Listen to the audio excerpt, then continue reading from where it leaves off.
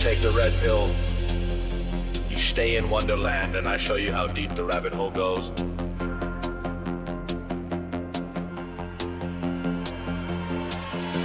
They said the truth was buried deep in files they tried to burn. David's on the mic now, it's the people's turn. From shadow men in black to creatures in the mist, he's cracking open secrets that the government dismissed. Spooky lights above us, he's tracking every blink. Aliens, cryptids, yeah, he's making you think. With a journal full of clues and a wild-eyed hunch, he's talking ghost towns, lost time, Bigfoot's lunch. Old David don't know, but he's looking for the code on a long dark road where the weird ones go. Mics stay hot when the stories unfold, digging through the static for the truth untold. From pyramids on Mars to sounds in the night, he's chasing after whispers just beyond the light. Tinfoil hat, nah, it's a crown for the bold. Turn the dial up, these tales don't grow old.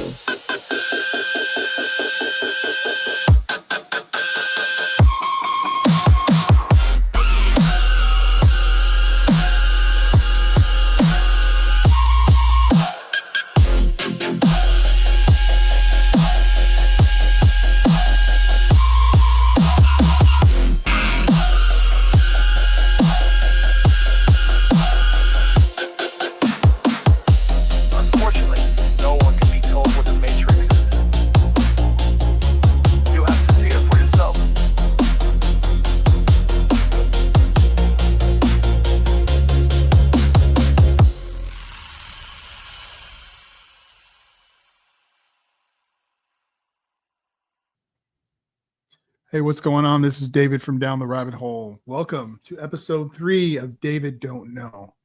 Today, I have a good friend of mine, Taylor Ruddle, a comedian out of New Zealand. He is hilarious, and he is very versed in all things paranormal. Taylor's going to talk to us about his trip to Japan, a paranormal episode he experienced, and a lot of TV shows. We're going to talk TV shows on this one. So just enjoy it. Also, quick question. Do you like coffee? Are you a coffee drinker? If the answer is yes, let me tell you a little something about Weird Java. Weird Java is a delicious, amazing, absolutely fantastic coffee blend from the mind of Kevin Sapiel Jr., host of Where the Weird Ones Are. You can get this coffee, and you can't get it just anywhere. You can get this coffee at Where the Weird Ones Are podcast.com and then select Weird Java. Don't forget to get yourself a nice fresh cup of Weird Java. Also, you can check us out every Sunday morning at 8 a.m. Central, 9 a.m. Eastern on Weird Java in the Morning with Kevin and David. We go live. Look for us on YouTube, Where the Weird Ones Are channel. Go to live and you can see all 25 episodes. Check it out. All right, here we go. welcome my good buddy, Taylor Ruddle.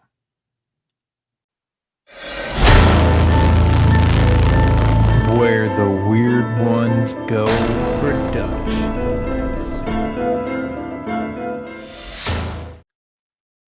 Hey, how's it going? It's David from Down the Rabbit Hole, and this is David Don't Know.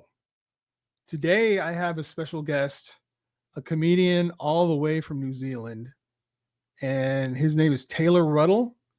He's got 4 specials out right now. I wanted to make sure I got them all because one is called, his first one, I believe, and Taylor, correct me if I'm wrong here, Classy Comedy. That's number 1. Number 2 is All My COVID Jokes. That was 2023, right? I'm right so far. Number 3 was Ruddlezilla. I really love the name of that. Ruddlezilla is so freaking hilarious.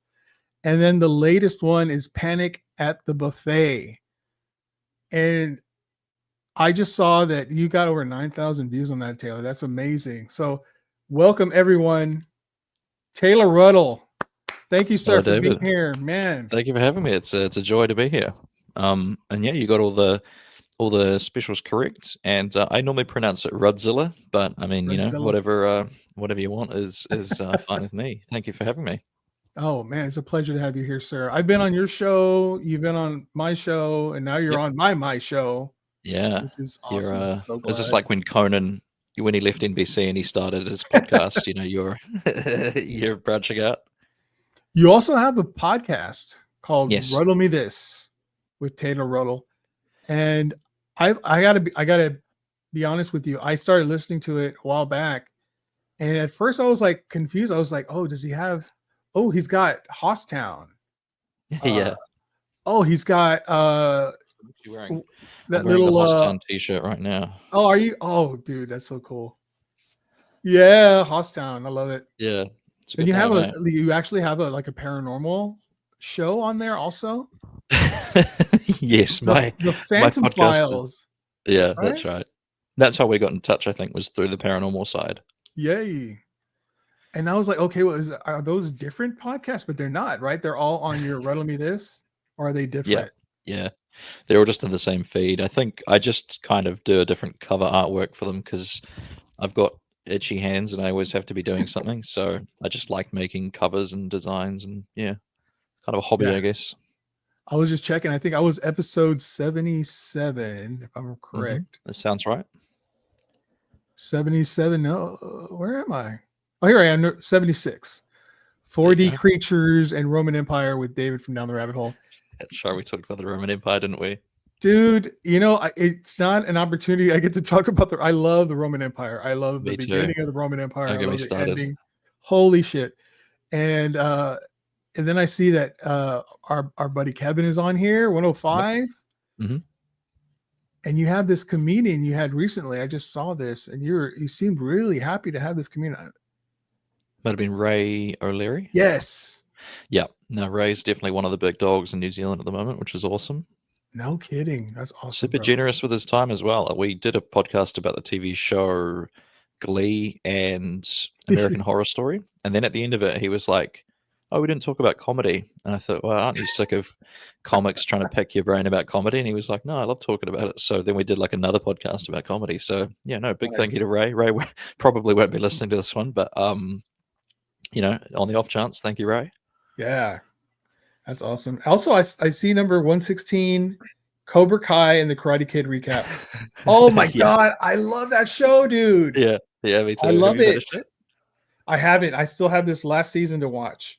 Yeah. So yeah, I'm waiting to watch that. I don't know why I put it up. Well, my girlfriend hates the Karate Kid, dude. Can you believe that? Yeah. Yeah. She hates it. I have not found a lot of people that share my joy of this show. You did? You have? No, I have not. A lot of people roll their well, eyes it's at me. it. Yeah. Okay, let's just tell you. I love that show.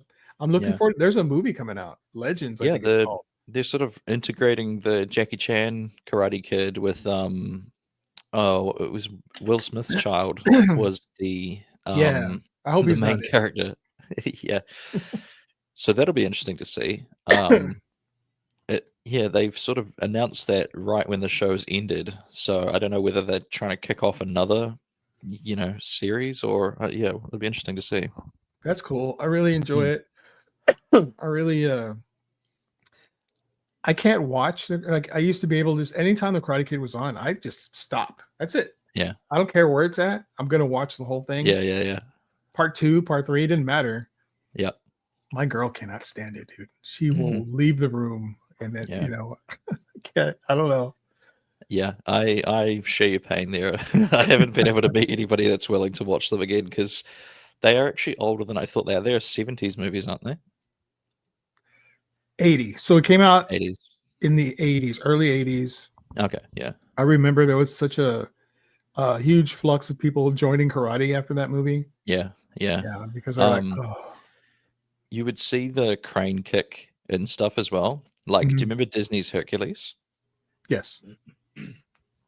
There's like a training montage that they do, and one of the shots is that one on the beach when they're standing on top of the log and doing the kick. It's like him and his horse. They're both doing it. Man. But it's even an iconic movie, man. That phrase wax on, wax off is still in popular culture.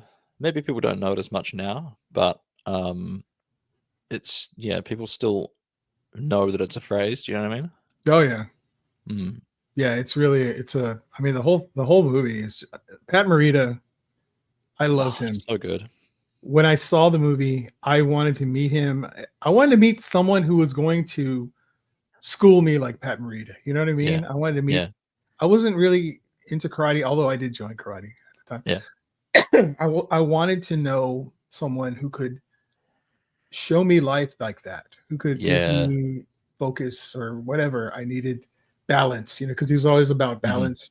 Yeah. Never found that son of a bitch. I don't know. Never came about. Yeah.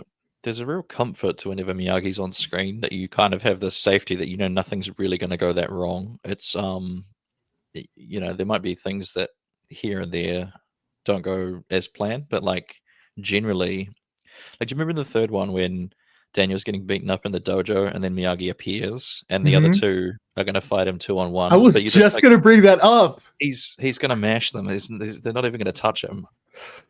It was great because those guys are huge, right? I mean, let's be honest. And he's a little guy. He's a little guy. He's wearing his work shirt and his JCPenney belt. And you just think there's no way, but he handles them beautifully. And he doesn't hurt them. No. He makes fun of them. Whoa. Yeah, that's right. Whoa. I love that. He knocks them into the wall, or the paint falls on him. Yeah. Oh, so beautiful, man. I just wanted to bring up, have you ever heard of Listen Notes? No. What's that? Listen Notes is a podcast rating thing. Okay. So if you were ever to check it out, it's called listennotes.com. I pulled up Ruddle Me This to see the rankings on Ruddle Me This. And I'm very pleased to say your global ranking, top 10%. Really? Globally. Listen Notes. I might have to look this up. Yeah. It's just a website? It's a website. All one word, listennotes.com. You type in your name. Okay. I see your beautiful face up here. Tape Deck Media. Yep. Shout out to Tape Deck. Yeah. Top 10% globally. Excellent, sir. Wow. Good job. Well, that's frankly shocking to me. Where does surely you and Amanda's one must be up there as well, right? Because I'm sure you get a lot more downloads than I do. Let me see. Here we go. Holy crap. Yeah, we have a global rank top 2.5. 2.5. That's incredible. Well done. Thank you, sir. What about April and Leland from Crime to Burn? They must be up there too, right? Oh, yes. Let me I just had them on my podcast. I think that one's dropping at the time of this recording, it'll be next week. Good one. Crime to Burn. Yeah. April's really great. Those two have known each other since kindergarten? Yeah. April just recently told me that her husband lived in Corpus Christi. That's where I grew up, in Corpus Christi, Texas. Oh, man. Here it is. Got it. Crime to Burn. Globally, top 5%. Wow. Wow. She's been getting, like, that podcast has been getting a lot of feedback, like really good feedback. Like they were featured recently on Podbean. Which is really nice. Yeah, that's awesome. yeah, stoked for them. Really cool stuff. All right, brother. Yeah. I, you know me. You know I like the paranormal stuff. I like the Yes. unexplained stuff. And I was fascinated on your podcast listening to you describe how you moved to a whole other country with a whole other Yeah. language Yeah. and you lived there. Mm-hmm. Yep. And I had a great respect for your, you just decided I'm going to do this. I'm Yeah. going to go work over here. I'm going to immerse myself in the language. And Mhm. there has got to have been something in Japan that you had experienced paranormal wise. Yeah, so I believe there was, and it's one of those ones. It's those beautiful ones where you don't know for sure. It could be something mundane, but a lot of signs point to paranormal. So we'll get your take on it. You want me to Yeah. just tell the story? Please. I would love to hear So it. it was towards the end of my tenure there. Tenure, like I'm a professor. It's towards the end of my visa. Is the most accurate way I can say that. And we were getting ready to go to bed, and she was living in a loft style apartment in this block of, I guess they were mostly student flats or student apartments, Mhm. because I think she's actually just graduated kind of recently, but she was a dental university student at the time, and it was probably around 1 or 2 in the morning, so we didn't get the classic witching hour at 3 o'clock, which would have been, that would have been great, but it was just in the deep, the early night. And so the reason I was downstairs was because she has a cat, and this cat would wake me up in the middle of the night by standing on my chest and batting me in the face with his paws. And I'm not quite sure. Maybe he wanted attention, or he wanted me to move over. I'm not quite sure what he wanted, but Was so this your girlfriend you're Mm, staying with? yeah, Okay, yeah. gotcha. And I believe I had just moved out of my apartment, so I was kind of just like I was a bit of a drifter, you know what I mean? Just kind of like waiting to go back to New Zealand. So I was kind of living with her.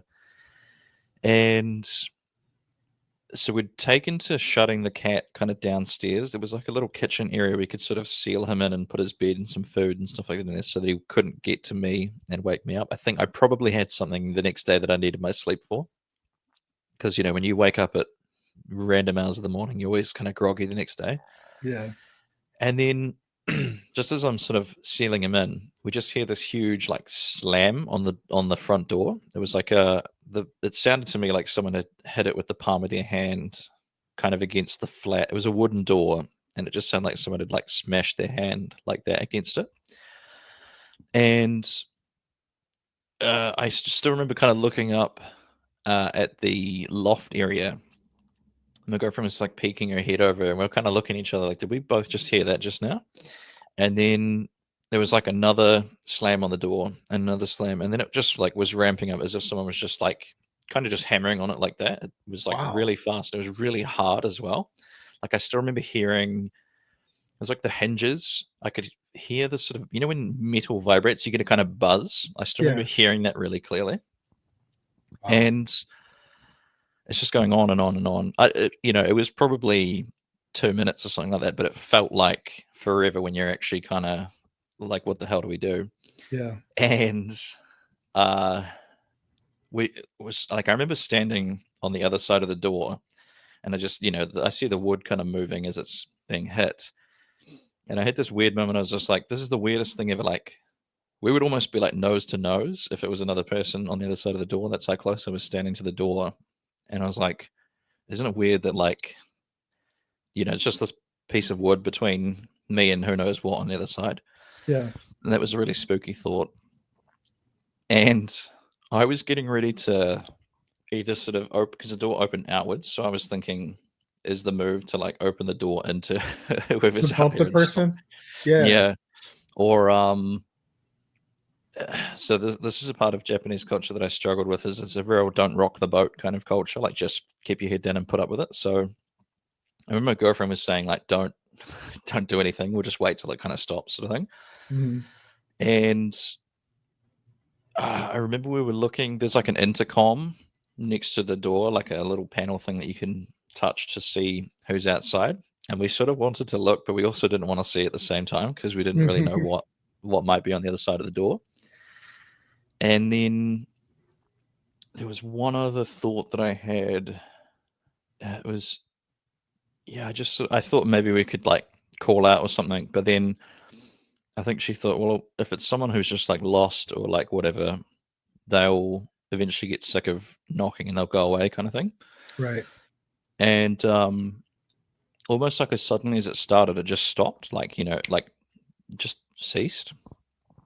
And then I was listening really carefully for footsteps or any kind of noise. And I think the creepiest thing to us was that like they weren't calling out anything. There was no voice or no sound. Do you know what I mean? Like it was Yeah. just them hammering on this door. And we kind of thought, well, maybe it was like students drunk, trying to get into the wrong apartment or something. But then we thought, like, surely if you were in that situation, you'd be calling out your friends' names or like, hey, let me in. Something like that. It's so and so, and just the silence of it was the creepiest part of it. And the building had these really creaky, because we were on the second floor, and there were these really creaky stairs that you definitely heard people going up and down them, and like it had a sort of porch thing that was, I don't know what it was, like linoleum or something maybe. And as well, you heard footsteps and stuff walking along there. We used to always hear people getting home and the door open and stuff, but there was just nothing. And I think, eventually I did open the door, couldn't see anything out there, didn't hear anybody running away, nothing. And so that's kind of where the story ends. We're just not sure, like, what on earth that was. Like, there's no Japanese folklore of like the door knocking spirit or anything like that. Do you know what I mean? Like it's Yeah. nothing I've read about before. Well, can I ask you? Yeah, Can I ask you? So, like, you heard one loud one, and then a little bit later another loud one, Mm-hmm. and then from what I'm hearing is it was this on the door constant. Mm-hmm. Yeah. And you, even when you went down and you're like facing it, it was still going. Yeah. What the hell, dude? I know, right? That's too consistent to be human almost. That's what I thought. Is like if it's someone hitting their hand against the door, what kind of monstrous strength or pain tolerance does this person have?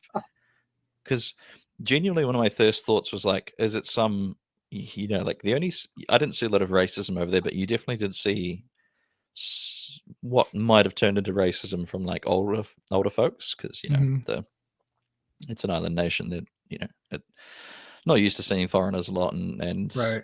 People can be products of their time, right?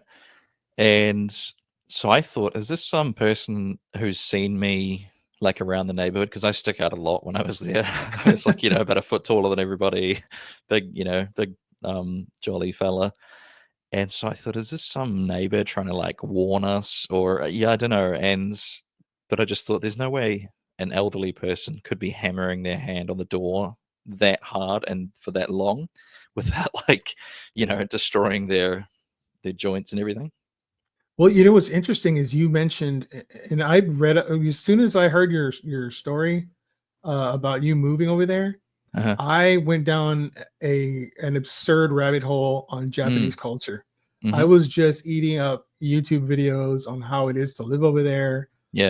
Americans that decided to move over there and talking about the differences, the massive differences. They love it. It's safe. You can go to a Starbucks, leave your laptop, your wallet, your keys, your phone, go to the bathroom for 2 hours, come back, they'll all still be there. They will not steal your stuff. And so the idea that the culture is like, they don't want to disturb, or it would be heinous to make a mockery of yourself. It would be, you know what I'm saying? Like an American, if that were happening in America and you're in a relatively okay neighborhood, you'd knock that door open, you knock somebody on the other side. And that's American. We don't care. We're gonna do that if you're bothering us, right? But not in Japan. They feel like it would be rude to do something like that, right? The word they use is like mewaku, which is like to be like in the way, or to be like an eyesore, or to be sticking out, that kind of thing. They don't want to do that. No, they don't want to be like that. So I can't imagine someone is doing that just because I can't see that. I just can't. I've got another great example of a time that people they would have rather just to put up with inappropriate behavior rather than kind of do something about it. And we were in a bar, and there was a very drunk guy. He kept sort of touching. It wasn't like sexual touching, but it was like he kept touching this girl that we were with, and she wasn't. You know, I asked her, I was like, "Are you okay with this?" And she's like, "No." So the next time he did, I was stood sort of behind him. I clapped my hand on his shoulder real aggressively or real assertively, and I said, "She's not interested." I'm speaking. He doesn't speak English. Yeah. I'm speaking English to him, and so I just kind of you move someone. I sort of moved. And I was like, "Okay, take care," kind of thing. And Yeah, he's go like, on. "Oh, okay." He's just sort of drunk out of his mind, and he wanders off. But then he sort of found her again later on. And I said to him something like, I did it again, and I said, "Look, I warned you. Like, she's not interested. Get out of here," kind of thing. And I assume he was cussing me out. I didn't speak Japanese at the time, but he said some pretty harsh sounding Japanese to me. And then I just remember him. It looked like he was trying to figure out how to close his fist again. Like, that's how drunk he was. I think he lost his Damn. motor skills. He was trying to, and I started laughing, and I said, "Are you going to hit me, tough guy?" And then he just said something and went off again or something. But then I was kind of like the a-hole for making a scene. Do you know what I mean? Like the friends were sort Your of like, "Why friends, did you do that?" yes. And it's like, well, he was touching you. You didn't want him to touch you. Like, so I thought I was doing you a favor, but the energy was weird Yeah. with me and my friends after that. They don't like that. No. They don't. And I guess, I can't even call you from the West. Would you consider yourself a Western? I think technically we're Pacific Islander, but like culturally, I think Western is the closest thing. I To think what we would be. well, I don't want to insult you, but I think we're similar culturally. I think. Oh yeah, Like, we're that's heavily something influenced. Yeah, I would definitely do something like that to help my friend, and Yeah. So, Yeah. but you can't do that in Japan. It's yeah. rude. I don't know. There's this word gaman, which means to like endure or to put up with it, and I think they would have preferred to just put up with it, and then I don't know, hope that he went away or so. Yeah, I don't know. I feel proud of myself that I stood up, because I'm normally kind of like I'm not good in confrontations, so I was happy. I'm proud of you, sir. That was good. That you had the stood up guts to to your do friend. that. But Yeah. they do not like it. Yeah, I was watching this video where they were saying it's a very different culture in that sense, where you can't do American things. It's obnoxious. We're obnoxious people to the world, Right. apparently, and it seems to get worse and worse. But they were. What kind of things is this video talking about? Because like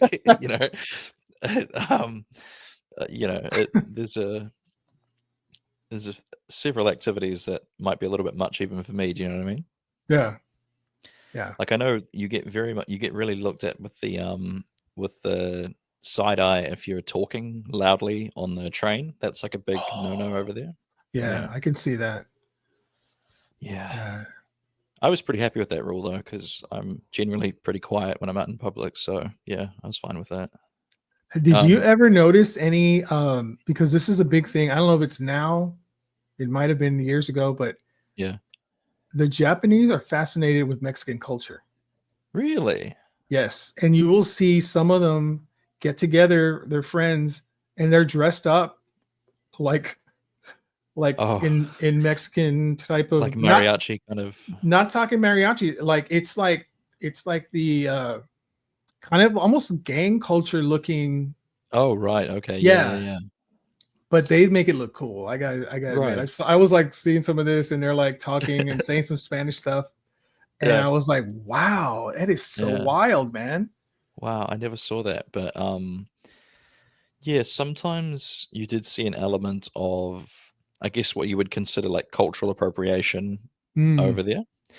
But it was interesting because it seemed to me like they didn't really care about foreigners doing it to their stuff. Like, they loved dressing me up in like a kimono or like a yukata, or you know what I mean? Like they would kind of encourage it, you know what I mean? So I think again, it's very broad brush, painting with a very broad brush here, but like it seemed like most people didn't really mind if foreigners would wear Japanese traditional clothing.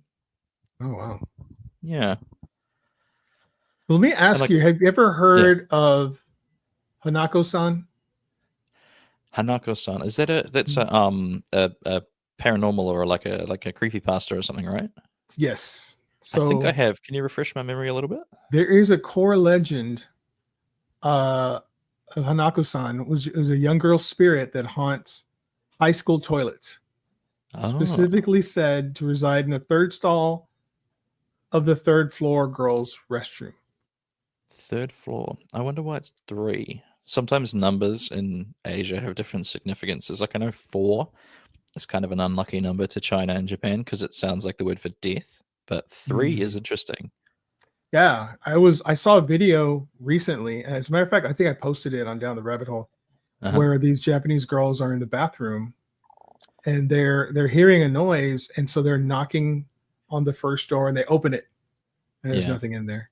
And then they go to the second door and they open it and there's nothing in there. And then they open the third door and there's a spirit looking at Oh, them.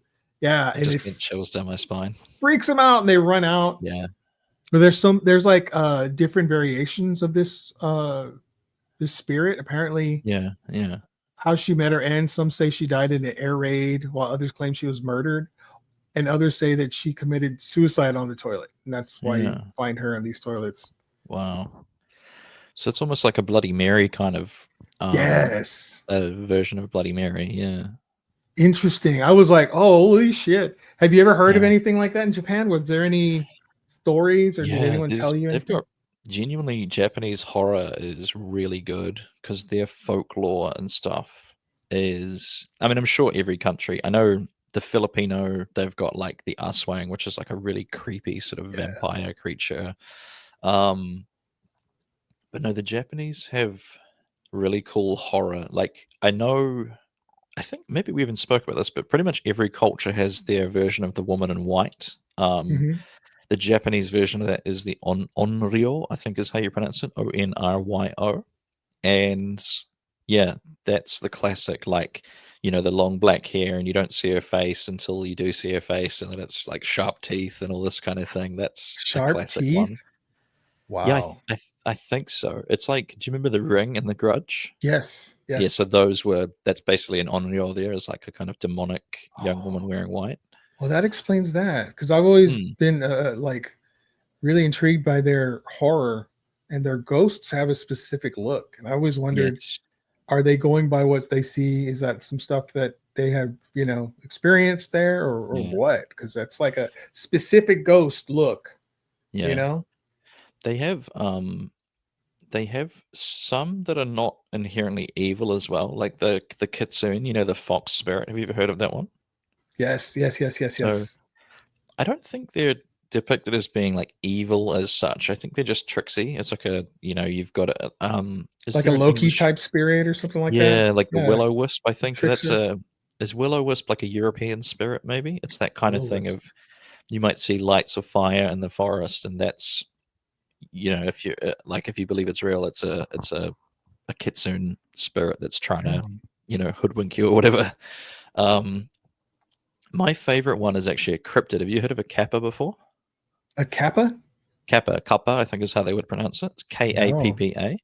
no, sir. So Enlighten me. David don't they're like know.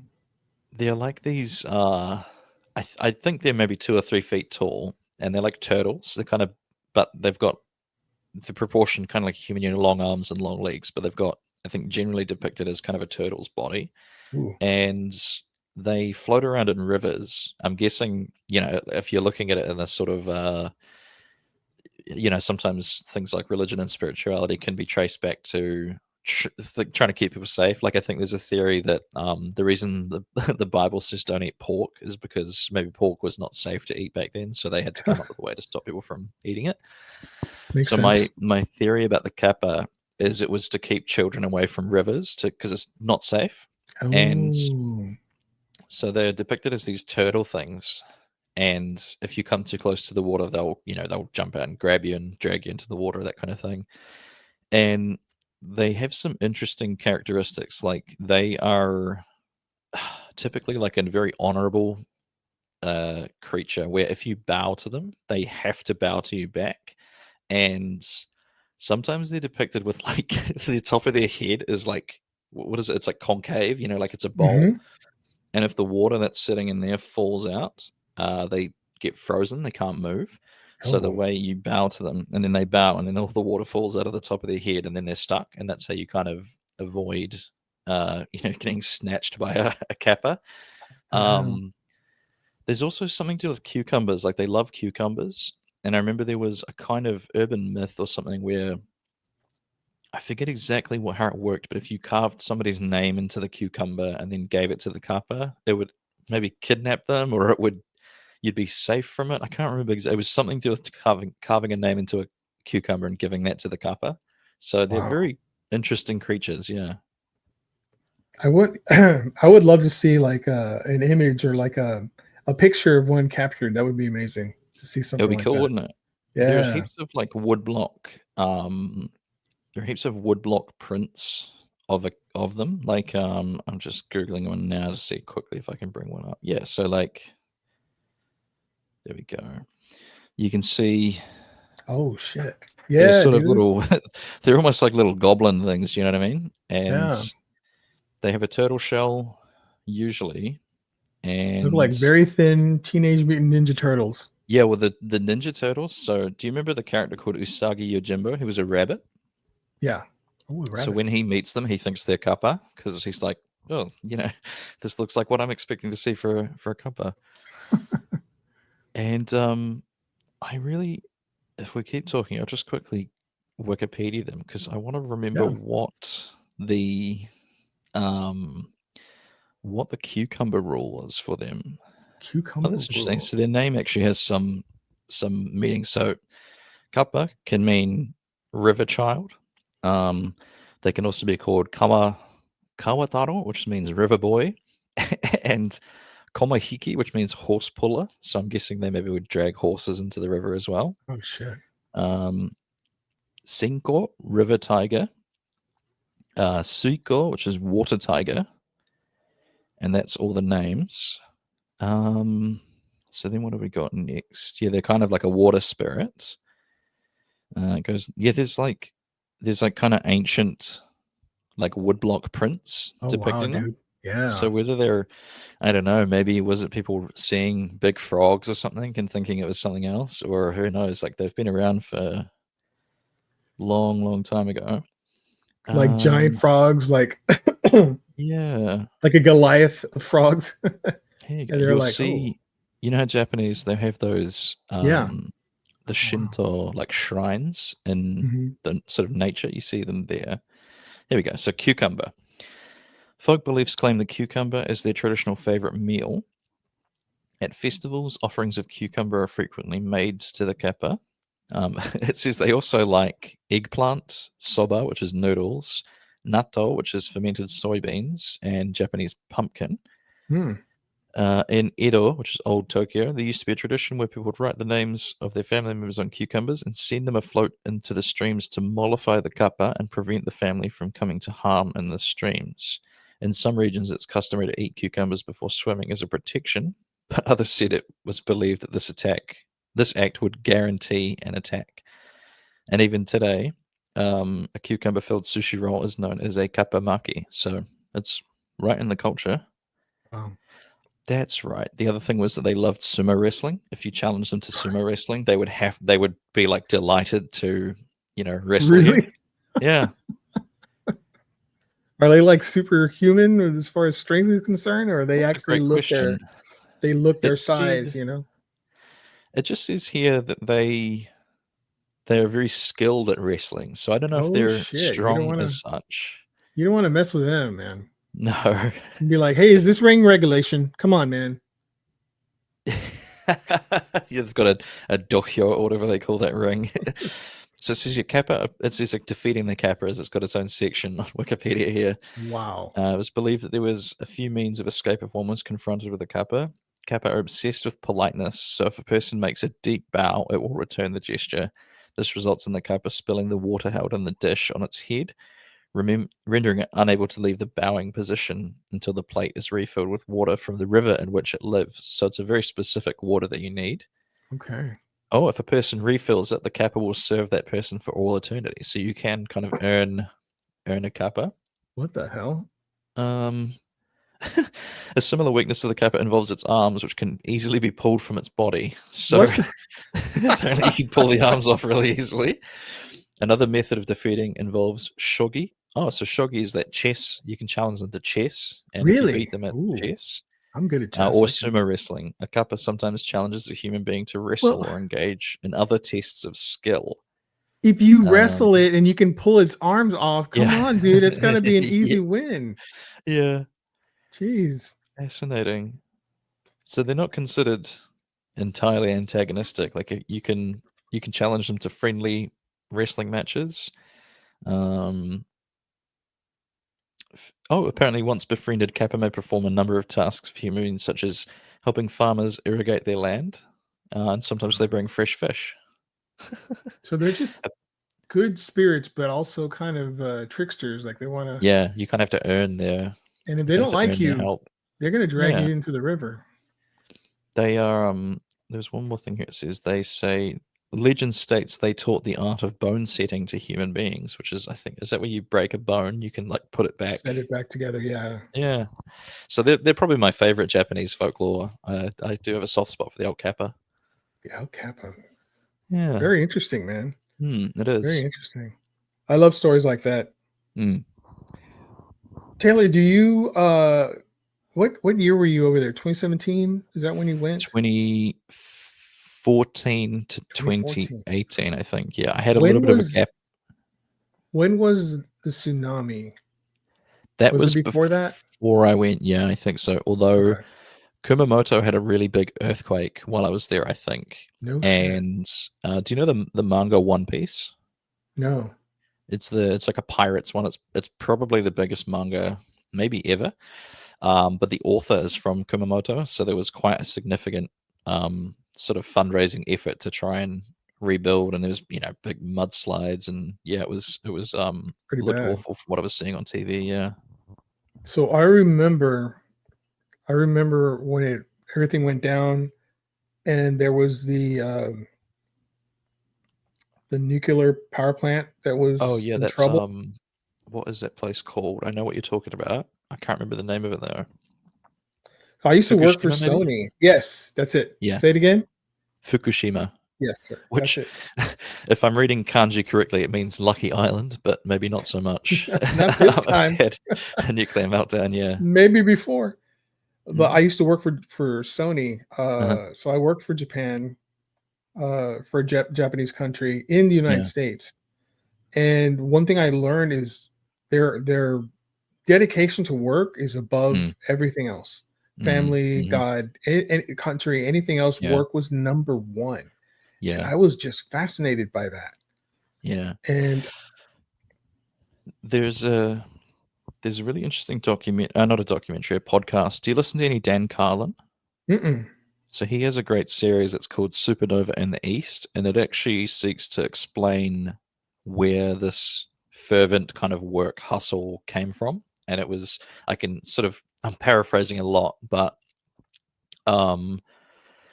at one point, I believe the country was completely shut down to trade. There was maybe one country that was allowed to trade with it. Mhm.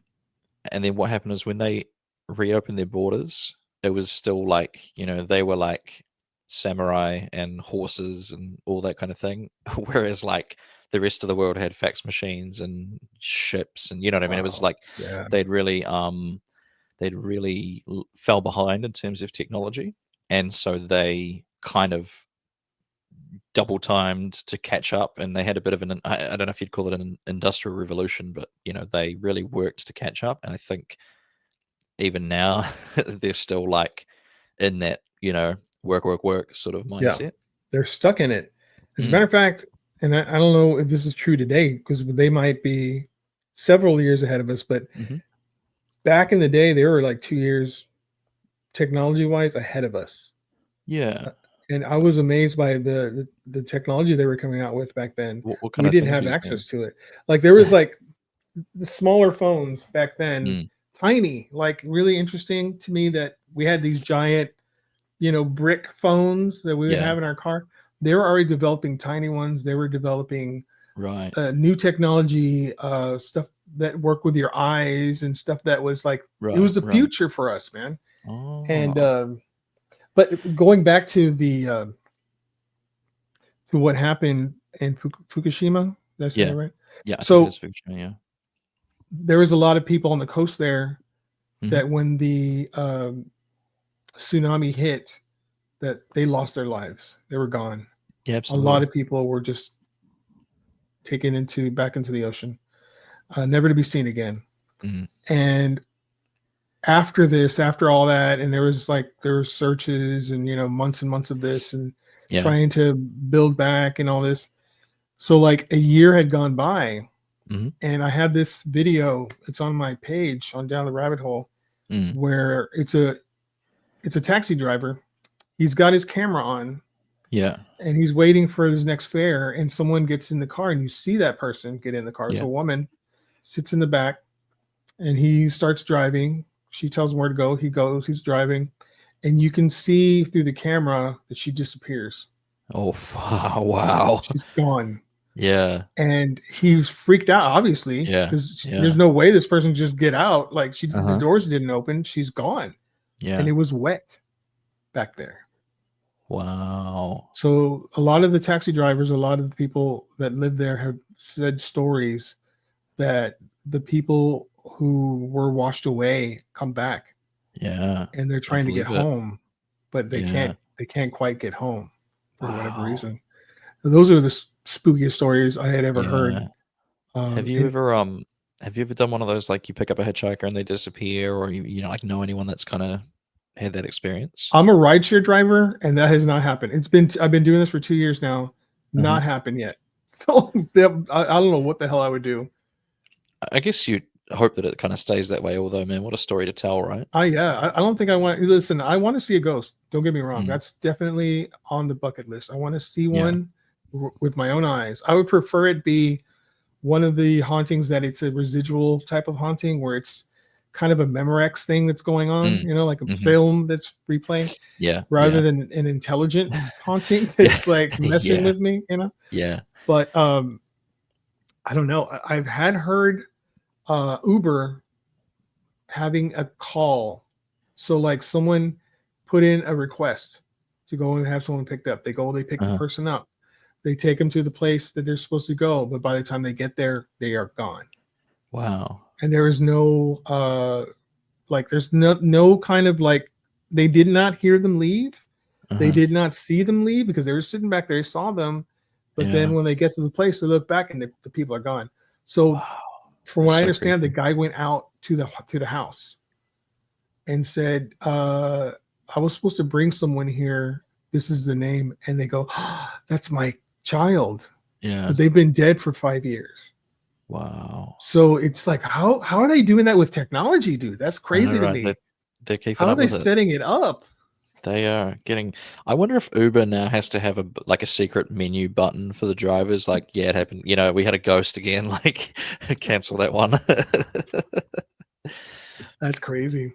I actually had a sort of something related to that. You were talking about working for Sony and the technology and stuff in Mhm. Japan.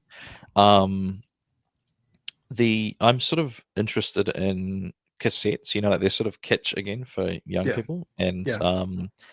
I follow a Instagram account called the Chalk Pit Cassette Club. So shout out to them. They do new music, but they release it on a cassette each month. You get a magazine subscription, and then they send you a cassette with like modern, outta like here. new artists on it. And I learned something recently. So Sony used to make cassette players, didn't they? Back in Yeah, they made whenever it was Walkmans. happening. Mhm. So here's an interesting case of technology actually not. It's how like technology gets better to an extent. Yeah. It's not the case with cassette players anymore because some of the factories have been disassembled and discontinued and everything. So we actually can't make cassette players as good as we used to be able to 20 years ago because like the factories are not around. Like who was buying them until kind of the last 5 years. Yeah. And it's wild because Sony used to make these ones that were like just barely bigger than the actual cassette itself. And now they're like, it's like the cell phones you're saying, they're kind of bigger and we've actually lost the ability to make better, well, more efficient cassette players, I suppose. I just found that kind of interesting. Yeah, dude, I loved cassettes back in the day. As a matter of fact, my dad got me, I was a kid, I was 7 or 8. He got me a big, it was about this big, it was like one of those handles, the little cassette deck here, but the speaker was over here. Kind of like a boombox, whatever they call it, right? Yeah, it was a small boombox, basically. Love it. And my dad got me, he doesn't know my musical taste. I didn't have musical taste at that point, you know what I mean? Yeah. He It's got just whatever me, your parents put on, right? yeah. So he was listening to, back in the day, he was listening to Jimi Hendrix, the Four Tops, like that was his music, and I love Jimi Hendrix. But he got me a cassette of Stevie Wonder, and it's called Hotter Than July. That was the name of the cassette. I played that thing until I destroyed the tape because I loved it. I didn't know what this is great, whatever it was. Yeah. And but got older, I bought a Sony Walkman. Yeah, with the little felt little. Yeah. And I listened to. I remember I bought 3 or 4 of the Police cassettes. Cool. Love the Police, man. And I listened to that. And I was working at that time. I was a furniture mover. Yeah. And we would deliver furniture in the truck, and I would just pop that in, listen to it on the way over there. Yeah. Work. Oh, dude, I loved cassettes back then. I reckon you could probably make a lot of money by combining the Spotify generation with the kind of this kind of nostalgia for a time period they weren't alive in, where you buy them a physical cassette player that has like this is, as far as I'm concerned, this technology is magic. But do you know how you can buy I don't even know how to describe it. It's like a cassette that you plug into the cassette player, but then that is like a USB cable that goes to your phone. Do you know these devices? The hell no, I'm not. And what? So like, yeah. Genuinely, when I bought my car, this is some 15 years ago now, the car itself is probably about 30 years ago now, and it had a tape deck in it. When I bought it, they actually were kind enough at the dealership to like replace it with a modern headset. But I remember when I was considering buying it, I was like, how am I going to play music, in this cassette player? And someone said, oh yeah, you can just buy, it takes maybe like the 3mm jack from your phone or your music player. Oh yeah. And I have no idea how it makes it so that the tape player can record, like it's doing something. And apparently this technology is just, we just figured it out. And so I feel like you could do something like that where maybe you buy like a cassette or something, which it's just for looks, what I mean? It's like inside the cassette has just some Bluetooth device that connects to Spotify or whatever. So you get that feeling of chunking the cassette in, you shut the player, and then it's like, you'd probably reduce the quality intentionally so it sounds kind of lo-fi. And I honestly think people would buy that. You might be right, man. Listen, do you remember 8-tracks? Are they like the small vinyl? Okay, so a cassette is a cassette. You know what it looks like. An 8-track looked like this. Oh, it was a big square thing. Had the same kind of tape. The tape was over the top. I'm going to Google it just now as you're talking. When you grab this and you put it in, you're putting it in with the tape that's playing up against the back of this device, right? And the 8-track was interesting because okay, I see. So just like a cassette, you listen to once there's side A and then there's side B. Yeah. And you know how sometimes side B has maybe one good song? Yeah. And so now you got to listen to all these songs until you get to that one good song, or you figure out how to fast forward it to that one spot. 8-tracks were different.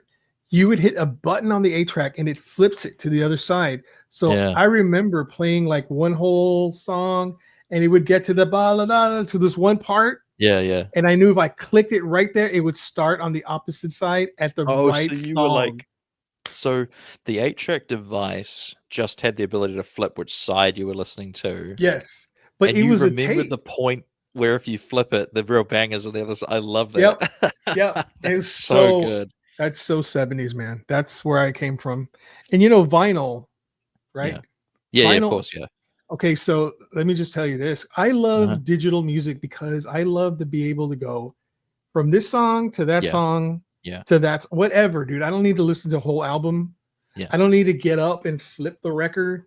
Yeah. And then lay the little needle and then do the thing. I don't have to do any of that. You just go bang, bang, bang, bang. And that Yeah. was my argument with my girlfriend when I was saying, why would you want a record? I mean, what's so, Yeah. but she wanted one. So for Christmas, I got her a record player, right? Nice. I got her all these records. I got her 5 records. Dude, now we have, I swear to God, close to 100, if not 100 records, because now Yeah. I'm into it. Yeah. Yeah. I'm into it. I got some Police records. Yeah. I got some Radiohead. I Yeah. got, some old stuff. Oh, dude, I'm really enjoying it. I can't believe that I'm enjoying this. I What can't I believe really it. like about records, because coming from the graphics side of things, is you get this nice, like if you buy like a cassette, they are like what, that tall, 5 Mhm. inches tall or something like that. Whereas with a record, you get this nice big square of artwork with them, and Yeah. so that I love just looking at all the cover artwork for. I mean, I don't have a record player, but I enjoy sort of perusing record stores, and we've got a sort of chain here that it's really funny to see cassettes. Like I think Chapel Roan releases her new songs on cassette as well, and so you go in there Really? and there'll be like a Metallica cassette, but it's like Metallica from whatever their last album was. It's like Taylor Swift will do it. I think Ed Sheeran maybe, and so like you're just gradually seeing this like sort of the section grow in size again as more artists are doing it again, which is I quite like it. I think it's cool. I'm kind of shocked that cassettes are making a comeback Mm, because, and yeah, when I go to the record shop, there's a whole bunch of cassettes there too. So I'm like, yeah, I don't understand it, because yeah, it's like going backwards in yeah. a sense, and I'm not So about that, man. I'm trying to think. So like, what year were you born in? 1972. So then the technology that, because it seems to be about 20 years ago that like teenagers and kids look back at like, like just long enough ago that they don't really remember the kind of era. Like, was there anything you were nostalgic for? It would have been kind of like the late 50s, right? That was your kind of equivalent of that. Was there anything that you were nostalgic for when you were kind of growing up? I guess more like the 60s, because when you're a teenager, that's when you're sort of cognizant. But was there anything that stuck out to you that you were like, oh, I was born in the wrong generation? Absolutely not, dude. Really? No. I grew up generally in the 80s. Yeah. So cassettes were hot back then, man. Yeah. Cassettes, that was where it was at. As a matter of That's fact, yeah. cassettes, when they sold them in the stores, it's so weird. Yeah. You know how it's here it is, right? This is a Yeah. cassette. The Uh-huh. way they sold them in the store, they had this giant plastic cover over it that went down, and it was Yeah. like this super long extra plastic, so Uh-huh. you wouldn't steal it. So you couldn't take it out. You can't stuff that under your jacket and run out No, the it's door. too No. long. It was like this. It was like Yeah. this long, dude. Uh-huh. And they were all tracked like that. So you were like Yeah. looking through them. It was making all this plastic noise as you're trying to like, Yeah. oh, so nuts, man. So, But so that's I reckon that's why you're not nostalgic for them, is because you actually had to suffer through it. Whereas the people that weren't alive for it, they'd like, oh yeah, I think that's a really, and it's like not knowing the times you had to use a pencil. Like even I was alive for cassettes, so you had to use a pencil to, when it would like the tape would I like used come to out and hate you that, had dude. to like wind it back. So I do. Um, Okay, so I just thought of one. My dad did have a reel-to-reel. Have you ever heard of those? No, I've not. What is that? My God. So it's like a giant cassette. Oh, okay, yeah, So yeah, it's a big box that's about so, yeah. and you would have it's a reel that's about that big, Wow. and it was tape. So it was Yeah. like all wrapped around. So you Uh-huh. had to put one on one side, pull the tape to the other side, put another Oh. empty one. Like he's in the cinema, like Yeah. like And you putting have on to a film. roll it. And once you have it ready, you can press play, and it would go through the mechanism and play the music, and it I'd would be too collect on nervous to the do other that, side. And my dad Yeah. had this, and that's where he had his Jimi Hendrix on that. He brought it back Yeah. from, I believe he brought it back from Vietnam, if I'm not mistaken, when he was Wow. fighting in the war. So it's like was it heavy? Yes, it was Yeah. huge, dude. It was Yeah. so some genius thought, hey, I wonder if I can make that super small, Mm. right, and sell the little cassette thingy, and that's what they Yeah. did. But it was like a ton of tape. It was a little thicker than regular, and it was a Yeah. lot. Like a reel had a Uh, lot of it on there, and if you I can drop that imagine. shit, you ruined it. No. Did you ever used to do this as a child or a teenager? They would play. Actually, this is a question for you as well. I'm kind of fascinated about this. When somebody says cable in Mhm, America, that mhm. is you purchase a service and then they come and like physically install a cable into your house and that goes Yes. into the television. And so that takes you from having like just the free broadcast channels to having like the cartoons always used to say, "Oh, they've got 2,000 channels," and they'd show characters clicking through. Yeah, Just there's like TikTok. You know what I mean? It's just whatever's on, right? You're scrolling. right. So, have I got that right? Is that cable? Absolutely cable, yes. So that's, Okay.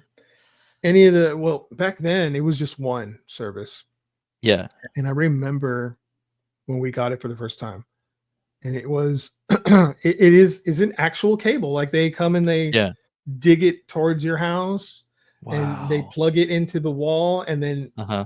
it comes out on the other side, and you plug it's a little screw component Yeah. Yeah. to the TV, right? Yep. And then you suddenly you have 60 channels or whatever it was back then. Yeah. HBO was one of them. Yeah. So then the next one from that was that satellite? Did you have satellite there? Yes. Yeah. Okay, so we never had cable. We just went straight to satellite, and they called it Sky TV, which was like, I Mm, guess satellite coming from the sky. yeah. And so, yeah, we would always see kids on TV talking about, oh, so, Jimmy's family just got cable. And we'd always be like, what is this magical cable that you guys are talking about? Like, what is that all about? That's And hilarious, man. it doesn't sound as cool. Like, the word cable is a cool, oh, I got Sky TV. Do you know what I mean? It doesn't sound as Yeah. nice. Do you So did how old are you, Taylor? 32. Oh my God, you're a baby, Yeah. man. I'm actually 20 years older than you, my friend. Wow. Let me tell you about this. This will blow your mind. Young So man, son, let me tell you. there were the 3 broadcast channels. I remember that. Yeah. And then my dad came home with something that I'd never seen before. And it Mm. was this box with these 2 wires that came out to these little control units. And he said, it's called Pong. And he Oh. moved the TV, right? And he this is so weird to me, man. So there are these the way it connected to the television, there Yeah. are these 2 little devices, right? And they Uh-huh. had and it was like a flat end that was like it was like this. Yeah, yeah. Okay. So you would grab that and you would unscrew this little thing in the back of the TV, and then you would slide it behind that and then Right. screw it back, and it would hold in Oh, place. yeah, yeah. Yeah, yeah, I know this, And yeah. the other one, you do the same thing, right? And then when Uh-huh. you do that, you move it to channel 2, and magically you had a screen with Yeah. two opponents on one side. There's like a Uh-huh, line down yeah. the middle and a Yeah, yeah, ball, yeah. and you were just trying to Love keep the it. ball from passing you by, right? Yep, yep, another We one. played that shit for hours, my It friend. probably seemed like unheard like magic almost, right? You're like, It "How is was this?" nuts. Yeah, Yes. yeah, Hours and hours. I swear to God, dude. You think about the video games today yeah, compared to that. What? yeah. So different. I'm always so fascinated with like I spent a whole evening just researching on how the Enigma machine worked, from World War II. Oh yeah. And you're like, okay, you think I could probably like I've done a little bit of programming. I could probably figure out how to do some kind of encryption using programming. But Mhm. to think that this guy had to build, I think it was a guy that built it, literally was wires, you know what I mean? Like wires and electricity. The whole thing is like creating and breaking circuits and things turning, which then disconnects one circuit and finishes another circuit. And like it was beautiful to see. And like it's a really elegant machine. Um, but I'm yeah, you trying to just remember think, the man. They named Alan Turing. yes, Turing, yeah. Alan Turing, brilliant. Yeah. He was, Well, he it was was a whole, brilliant. I believe it was a whole team of people that cracked it, but he got the credit. Well, okay, yeah. So he worked Yeah. with that team, right? Yeah. Yeah. And they all figured it out. And it wasn't if it wasn't for that, the war could have been lost, right? Yeah. Because they were Do you able know, to do you know how decode, the little tiny thing that helped them crack it at the end? talk to a brother. So every single communication would end with HH, Heil Hitler. So they Mm, realized, oh, this is our consistent thing that we can see. at the end of every single message. So it's like, okay, sometimes H is, A, sometimes H is whatever. And so like, just because of the little sign off they would give at the end of every single one, that was enough for them to start cracking it. Gosh, that's Yeah, it's amazing. fascinating, eh? That is And amazing. then what was crazy is they couldn't let on that they had cracked it, so they could only sort of like, I guess they had to pick their moment to show their hands, because otherwise, I guess the Germans would, Change it. maybe Do something else. Yeah. change it or do something.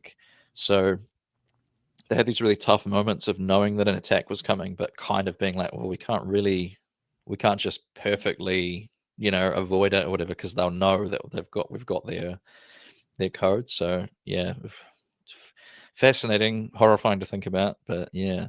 Turing, they have devoted a test to him, Yeah. which I find fascinating.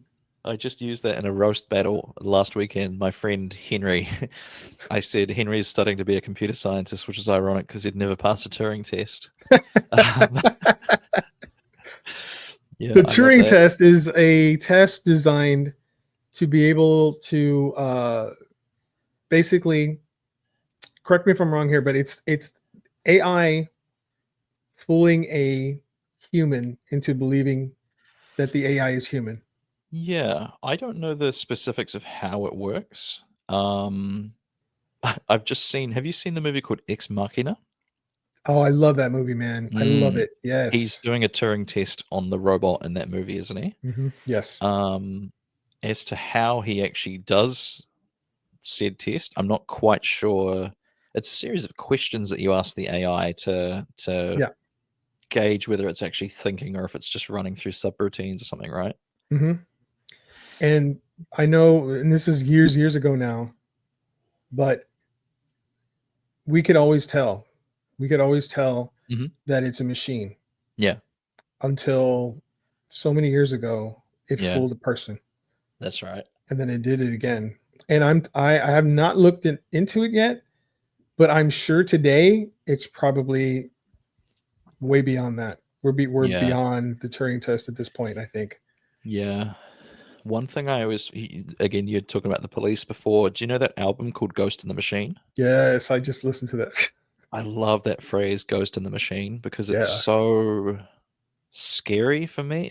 Just this idea that like I think I already find machines kind of scary as it is, and there's this idea of the unknown and technology and stuff, but then to think that there's something potentially malicious floating around in a machine, you know what I mean? Like a machine is like futuristic and it's a system and everything should work as it's intended or whatever, and then just there are laws. This is kind of wild, this is kind of wild card in it. I had another follow-up question about Ghost in the Machine. Turing. Oh, there's this machine. Have you heard of the Mechanical Turk? No. So it was allegedly a chess playing robot that could beat people in chess. And for some reason, there's been all this kind of lore about, was the Mechanical Turk some kind of AI? Was it a ghost trapped in a machine? Was it actually a person sitting inside the machine and playing? Is it Bobby Fischer? Yeah, exactly. His ghost come back. Yeah. And there's just something sort of, I don't know, there seems to be something sort of leaning towards the paranormal with the Mechanical Turk. It's an interesting thing to read about. I've heard a lot of like sort of creepypasta or podcast stories about like what the Turk actually was and that kind of thing. Yeah. No shit. I gotta look into that. Yeah, I'm really interesting. I'll Google it after this again because I want to refresh my memory. Wow. I was gonna say, what are your thoughts on quantum computing? So first question, what is exactly quantum computing? Is that the idea of because I know quantum physics is the idea that particles can inhabit, like they're both everywhere and nowhere at the same time, right? That's kind of the idea of quantum physics. Pretty much. So what does that mean in terms of computing? So quantum computing is a new form of computing that is far beyond your regular computer. It is a, oh man, it's really difficult to explain it, but you're right on when it comes Yeah. to what you're talking about. Uh-huh. It uses Jesus, I can't really think of how to explain it, but it is Yeah. so far beyond a regular computer. It is Yeah. scary Yeah. how fast it can compute. What kind of And things do they use it to compute? right now, they're barely putting together some really big ones. Yeah. And I know I may have discussed this with you before, but have you heard of the Hmm. Willow chip? No, I haven't. So the Willow chip's a giant chip that Google created. Oh, yeah. Okay. And Yep. so it was kind of scary because this chip, they were really like impressed with themselves. Like they really did something with this chip. Yeah. And it could do like, okay, say for example, I'm not talking about a computer, but the chip itself Just the chip. could Yeah. could basically solve a problem that would take a regular computer 10 septilion years to figure out. It could do it in 15 Okay. minutes. Yeah. And so the creator of the chip he was messing with the chip. He was talking to it, he was asking it questions and this and that, and it would go and retrieve the answer. And it kind of indicated that he would go to another dimension and talk to other creatures from this dimension Oh, to get that shit. information. Oh, wow. Okay. That's So terrifying. it's terrifying, right? So they started to like, what? Like they were not really sure what it was trying to tell them. Yeah. And they kept going deeper and deeper into this. Well, they shut the chip down Yeah. because they were not quite sure Yeah. what was going on. They were kind of afraid that they might bring something from somewhere else. Yeah. I was like, another dimension. What are you talking about? It was Uh-huh. having conversations with other entities in other dimensions Oh, and getting God. the answers or whatever. And so they shut it down. I haven't heard anything about it since, Yeah. but my thought was a quantum computer which exists. Yeah. You put this chip in it. What are you going to Yeah. get? Wow. That is mad that it's I think we spoke about this in the last one about the idea of four-dimensional creatures and how Yeah. like it was like saying, could a gorilla build a cage that a human couldn't escape from? Like humans could probably build a cage that a gorilla couldn't Couldn't escape get from. out of, yeah. Could a gorilla do that to us? And oh, that's so terrifying. The fact that it's just like, oh, that's an interesting question. Yeah, I'll be back in a second. And you're like, where are you going? And it's like, oh, don't worry about it. And then you're like, wait, no, what? Like, where are you? Where did you go? Like, wow, that is it's. What was the movie we were talking about? Is it the one with McConaughey where he's like smashing on that window? You remember they depicted sort of like four dimensions in Interstellar. Interstellar, yeah. Right. Yeah. That idea that like our whole world could just be a little like the equivalent of a diorama to a four-dimensional creature, and the thing, it sticks its finger in, and that's what we're interacting with, and then it's like you need to know something, and it's like, okay, hang on, and then it out of this one and into another diorama finds the information and brings that back to us is terrifying but thrilling at the same time, isn't it? Yeah. And if I'm not, correct me if I'm wrong, but at the end he goes into a black hole. Yes, I think that's what Right. happened. He goes into a black hole, and it's like he goes into the singularity, and it's exactly like they say, it splits him to like it pulls him apart or Yeah. whatever. Then he ends up in this weird place where he's looking from the outside in to his life, like you're just describing right now. Yeah. And I remember thinking, what in the hell is this, dude? Yeah. This is so insane. And then he comes back later and sees his daughter, spoiler, and she is super old. And he is still the same age he was when he left her when she was a child. Wasn't that one of his lines? That's what I like about whatever they get older, I stay the same age. Yeah. All right. That was a great movie, man. A lot of people, What was I that don't know, I again? heard It was Interstellar. yes, Interstellar was awesome. Yeah, absolutely love that one. What was the thing about that I was going to say? That scene where he's like hammering on the glass to like, he's trying to tell himself not to leave his daughter or something, right? Yes, he's telling Yeah. himself in there, don't leave, stop him. And Yeah. Do you remember that scene where they land on the water planet and there's like the wreckage of the previous ship or whatever it was, and they're like, oh, this thing must have crashed only minutes ago in the I don't know, time works differently, right? Yeah. Every second they spend on there is like 2 hours in the real world, or back on Earth or whatever it was.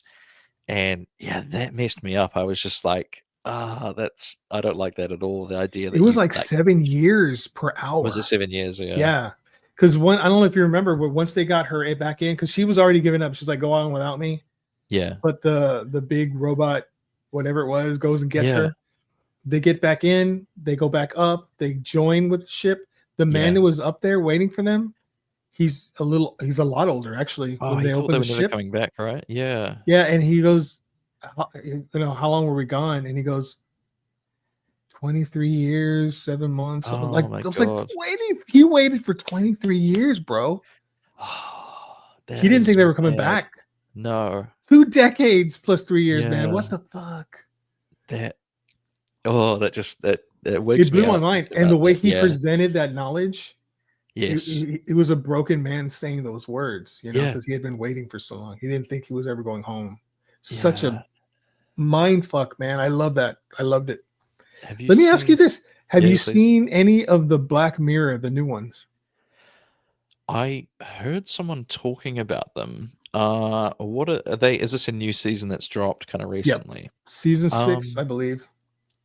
I I've seen the haven't first watched 3 any of them. episodes. What are they about? Like, I don't mind spoilers. I'll probably watch them anyways. But what kind of stuff are they dealing with? Well, the first episode, I think you'd be fine to watch. I really wish I didn't see that one first. It's about a happy couple. Mhm. And me and Angie, we're in a great relationship. I'm very happy with her.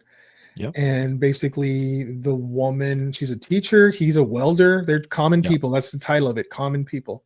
Yeah. She has I don't know, something happens to her brain. Yeah. She passes out. She's in the hospital. They're saying bad prognosis. She's Mhm. probably not going to make it. Oh. But there's a new technology Mhm. that might help, right? There's a new technology. So they send this rep over there, and the rep. Yeah. Are you okay with me? This is spoilers, please, guys. yeah. Spoilers, I'll okay? watch it. I'll probably watch it anyways. Yeah. It's really sad, bro. It's really Mm. sad. Let me just say that. So this company can actually, there's a point in her brain it's gone, right? But they can actually go remove that portion and replace it with an electrical Something. brain Yeah. portion, whatever. Yeah. Yeah. So long story short, she lives. Yeah. However, it's a subscription to. Of course it is. Of course it is. Oh, that's so smart though. Like that's exactly It's- the future we're gonna have, isn't it? So check this out. I just Yeah. got to tell you this part, man. Yeah. It's so they said we're gonna right now. It's only you can only use this. You cannot leave the county. So Uh-huh. right now we only have servers and towers that will Yeah. only. So if you go outside the county, Yeah. it's not going to work. You have to stay Uh-huh. in. We're going to spread it across the U.S. Right, and then once that happens, you're going to be fine. You can go wherever you want in the United States. Blah blah blah. So, yeah, it happens. Everything's great, but you have to go pay for a higher subscription level. Yeah. So you're talking about $800 on top of the $300 he's already paying. Okay. Yeah. Yeah. So they can't pay that. It's just too much, right? Yeah. So there's a little quirk that happens. Well, one of the quirks is that she sleeps for 2 more hours than usual. Okay. So she sleeps 8 hours. She's sleeping 9-10 hours, right? Yeah. Yeah. And that's so the server can, so it can like sync up and get Of everything course, it yeah, needs. Sure. Yeah. Yeah. So she's going to sleep 2 more hours. All right. Well, because they're on a lower tier, she starts to run ads without her knowledge. God. It's so sad, dude. So she's like promoting. It was like the Truman Show. You remember when she's like holds up that coffee? So it's like that kind of thing. Yeah, It's okay. exactly that. And it's relevant to whatever is going on, but she Yeah. doesn't know she's saying it. Yeah. It's so bizarre, dude. And it gets, I don't want to give any more of that. Oh, I mean, Yeah, I gave yeah, enough away. But dude, it's so sad, bro. yeah. It's so sad. The next one, and I'm not going to tell you anything other than what I Okay. found fascinating about it. A young, okay, so it's like high school, 10 years after, right? Yeah. They have their career, blah, blah, blah. Well, there was Yeah. a girl who was tormented when she was going to high school. Yeah. She was always in the computer room. She was very, very smart. Mhm. Well, she figured out how to create a device that whenever she would enable this device, she could change reality by Wow. switching from the reality that she is in to an alternate reality that would match what she wants. Okay. Just gonna Sounds say good. that. Yeah. I thought it was brilliant, but I don't think they executed, like they needed to talk more about certain things to really drive it home. Yeah. But once you got to the end, because like I would drop off. There was like some parts to it. I was like, eh. Yeah. But once they got into that, bro, I was hook, line, and sinker to that. It was brilliant at the end. Yeah. Really good stuff. Have you And, seen that show? Have you seen that show called Severance that's on at the moment? My brother, I lived Severance. I love that freaking show. I love it. I've heard it's really good, and I started watching the first episode, but it kind of bummed me out, like just how like depressing his life was in the regular world, and I thought, oh, I don't know if the show's doing it for me. But then right at the end of the first episode, I won't spoil it for anyone that's going to watch it, but they dropped some breadcrumbs where I was like, okay, I guess I'm gonna watch the show. It was You're gonna love it, Taylor. okay, You're well gonna that's love good. it. So Okay, good, man. yeah, I have continued with it, so I'm actually envious of you right now because for I get us to that experience started it. it. What's that? I get to experience it for the first time. Not only that, you get to experience for the first time, but there is no gap for you from season 1 to Yeah, season 2. yeah. For me, there was a 3-year gap. Is it 3 years It between was one and two? yes. I was so Was it pissed. was that pandemic related? Might have been. It Yeah, might have been, that makes yeah. sense. But I was like the way it ends on season 1, you're like, Yeah, you want the next no, one. Yeah. please, next one today. Okay. But Oh, the that's good season to know. 2, you're gonna love season 1. It was really great. I love all the characters. Uh-huh. I love the distinction between an innie and an outie, Yeah, yeah, which we're about to get right into. And yeah. but season 2, dude, fucking fire, bro. It got Okay. real good. It got Wonderful. deeper than you could possibly imagine. And I Yeah, cannot wait for season 3 because I think where they're going with this, yeah. it could get pretty explosive. Okay. And this is one of those things where this is not far-fetched. It's I not, you know what I I mean? can absolutely see companies doing this, yeah. It's not. I mean, we can definitely be into Yeah. something like this. It's pretty crazy. There's another one that I've been watching. Have you seen the show called From? No, I From think I've heard of FROM. that though. It's so like the way you feel about Severance is how I Mhm. felt about this show. I was like, okay, I'm hooked. It is one of those shows where I believe my theory anyways is that it's like the town that they live in is sort of a manifestation of kind of like the subconscious and the sins of all the people living there. And it Uh-huh. seems to be, oh, this isn't going to spoil too much, but people get nabbed from the real world and they end up in this town. And so there's sort of like, it's a very video gamey at times. Like there are these monsters that come out at night and they look like humans, but they sort of show their true form and they've got big claws and fangs and they turn Oh, into these wow. kind of big monstrous things. And the humans have these talismans that they can put next to a door. They kind of hang it on like a hook. And so long as the room is sealed, like there's no windows or doors open, the monsters can't get in. But if somebody even cracks the window or opens the door or whatever, all the power's gone and the monsters can just, Jeez. rampage in and kill everybody. And the sort of setup is that there are people that live in the township, which is sort of like they'll be like in the nuclear family, they'll be with their kids, their wife, whatever. And then there is like this big sort of mansion, like an old style wooden mansion up on a hill. and they're more like the hippie sort of hedonistic. They're all kind of polyamorous, and like they share everything, and it's a Wow. different way of life, I suppose. And do you remember the TV show Lost? Yeah. Do you remember Michael from Lost, the one who lost his boy to the others? Yes. So I was just checking. He's in it, right? He's yes, and he's incredible in it. He's my oh, favorite man. character. He's so good, and it's really scary. Like, this is one of the ones that I shouldn't have binged because I had nightmares for about a week, and I was waking up thinking, "Oh, what the hell's?" Like it's really really good, and it's really really scary. Wow.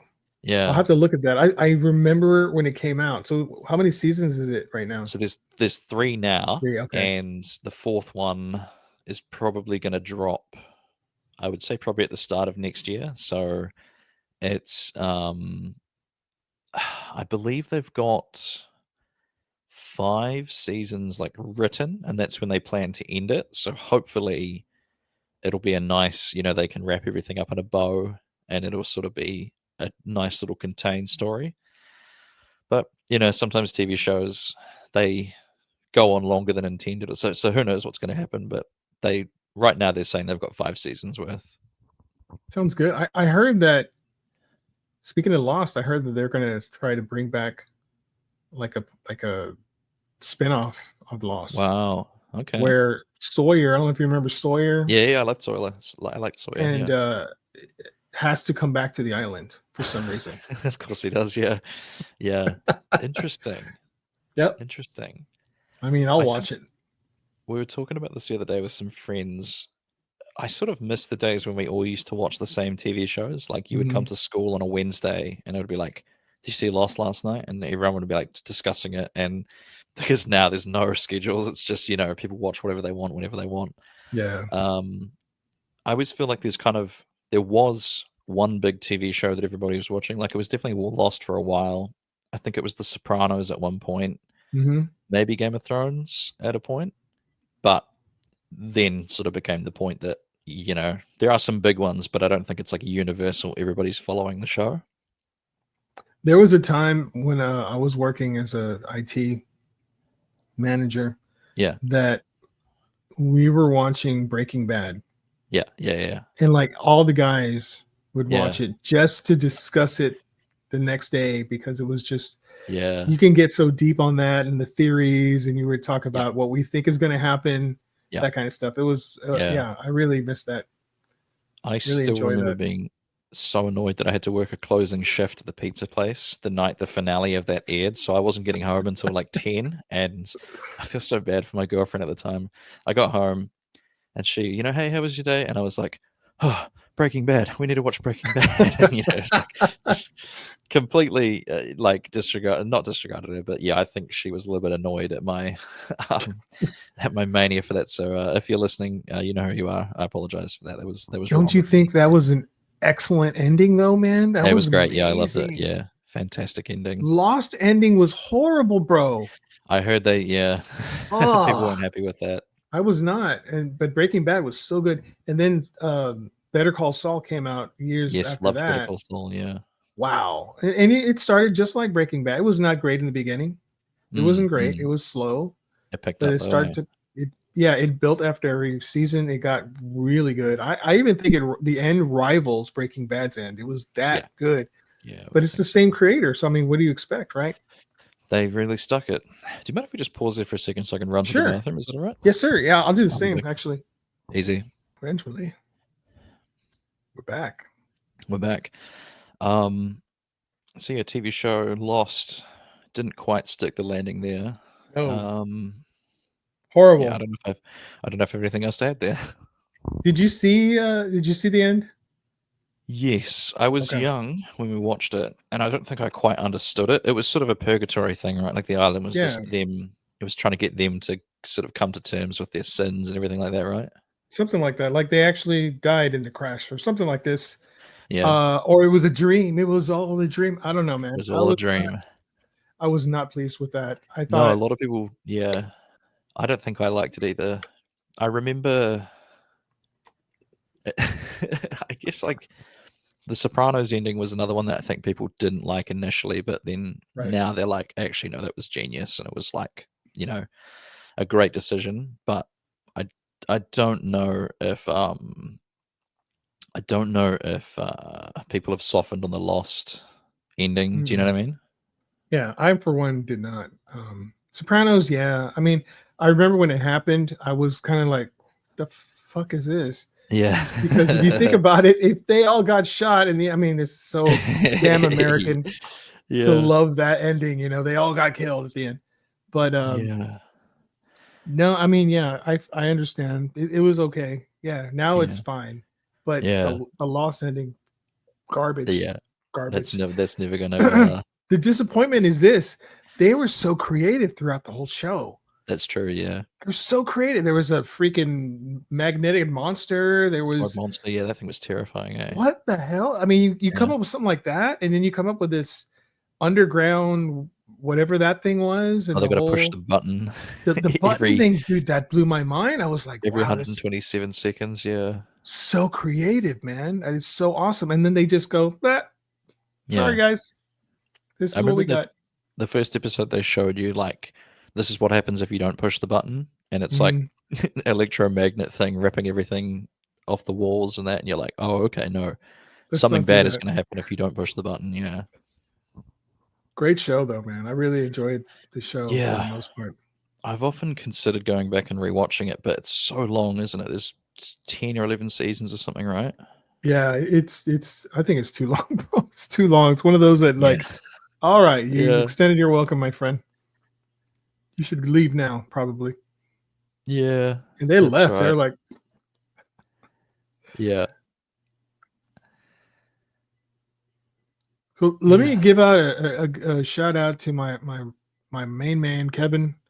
Kevin is producing the show out of Hello, Where Kevin. the Weird Ones Go production. So he's producing. He's doing a great job. Thank you, sir.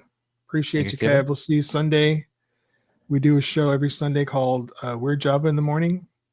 I know that I'm familiar with it. Yeah. I wonder, are Yeah. you? It's 8:00 in the morning, my time. What is 8:00 a.m. for you? Is it like I wonder what time that turns into. So we'll it's go like 6 Texas hours to NZ back, time. right? So if it's 8 in the morning Texas time, 8 a.m. turns into 1 a.m. the next day here in New Zealand. So you said it Monday was morning. Sundays Good at God. 8 a.m. Yeah. I mean, I'm going to be honest. I'm normally up that late, anyways. So, Check do you us stream out, it man. live? It's Yeah, yeah. live. Yeah. How do I It's- view that? Is it Insta? So I love this. Right now, it's April 15th Uh-huh. in the United States. And I have Taylor with me, and it is April 16th where he's at right Yes, now. indeed. Yes, indeed. And what do we're looking at what 12:38 for you? Yes, exactly It's that. 7:38 here, 7:38 p.m., 12:38 p.m. over there. Yeah, Amazing to me that I'm interviewing him from the future, basically, is what's happening. Yeah. So yeah.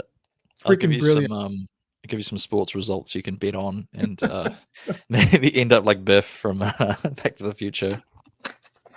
Did you know that Biff was based on Donald Trump? Was he really?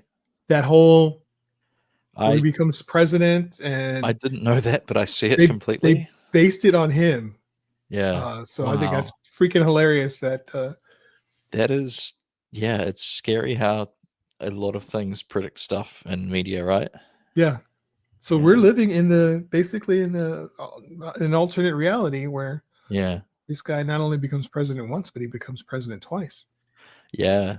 How has things Interesting. been? Like, has daily life changed for you a lot, or is it kind of like? I mean, I'm just looking in from the outside. You know what I mean? I usually don't talk politics, but Yeah, we don't have to. I will say this: it's different. Yeah. There's a lot of things going on that I didn't expect. I Yeah. should have, because he said he was going to do these things. Yeah. But even people who follow him are perplexed. People who vote Really? for him, not only have some of them been deported, Yeah. But some of them were working in the government and are no longer working in the government because Right. fired by Doge or what have you. Yeah. So yeah, yeah. it's just a lot of things that I didn't expect, and a Uh-huh. lot of people who voted for him didn't expect, and it's a strange time. I'll say that. Yeah. Yeah. When he was elected, I thought, listen, he's the president. I'm an American. Hopefully everything's going to work out great. Yeah. That was my hope. I always go into that, no matter who the president is, I'm going Yeah. to support that guy. And what he's doing to some of the allies and our friends and Ah, enemies in the same, it's just I don't understand. I'm Yeah. confused by it, but Yeah. I don't want to piss off Canada. We love Canada, man. Yeah. You know what I can't mean? see- You Yeah. don't want to piss off Australia or New Zealand or anybody. Those are Mm. our friends, and it seems like we're angering a lot of our pals, and they're going to not only run away from us, but into the arms of China, which is something I did not anticipate. No. You know?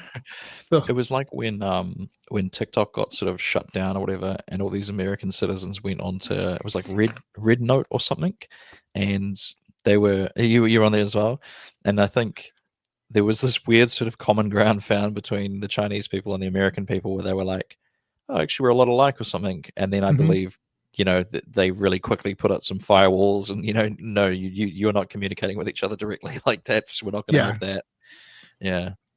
it's interesting. They have kind of a similar, I wouldn't say exactly, but it was similar to Japanese culture, where they thought Yeah. if you're being brash or it was considered rude. And I get that. I Yeah. understand it. The Americans were going on there and acting just nuts, and they were like, Right. what the hell is it? Yeah. They were There's freaked this- out. There's this old Colin Quinn comedy special where he's talking about just the different countries around the world, and I sort of knew this about America, but I didn't like. I think if you take America's work culture and you compare it to like Europe, America has like a real hustle. People eat at their desk. It's like a lot of work. Whereas like, in Spain, I think at 3 o'clock, everything just shuts down for about an hour and you Yeah. have this real kind of leisurely thing. And then I believe Colin Quinn said like China, in terms of their work ethic, China look at America the way America look at Europeans. Like, that's nothing. You should see the way we kind of hustle or something. And I just remember thinking that like, yeah, there's probably a lot of similarities between America and China. They're both manufacturing and work culture and that kind of thing. Massive countries. Yeah. It's just that ideology, communism versus capitalism, isn't it? Yeah, Or it is. more like democracy, I guess, that's the official. Yeah, it's democracy, but it is capitalism all the way. I mean, that's Yeah. This country is built on try to get rich. Yeah. That's the dream, is to try to. The original dream was to get a house with a picket fence and a family. 1.2 children, a dog. 1.2 children. And you get like a kappa, you've just got a couple of arms of a children. rip them of a off. child. Yeah.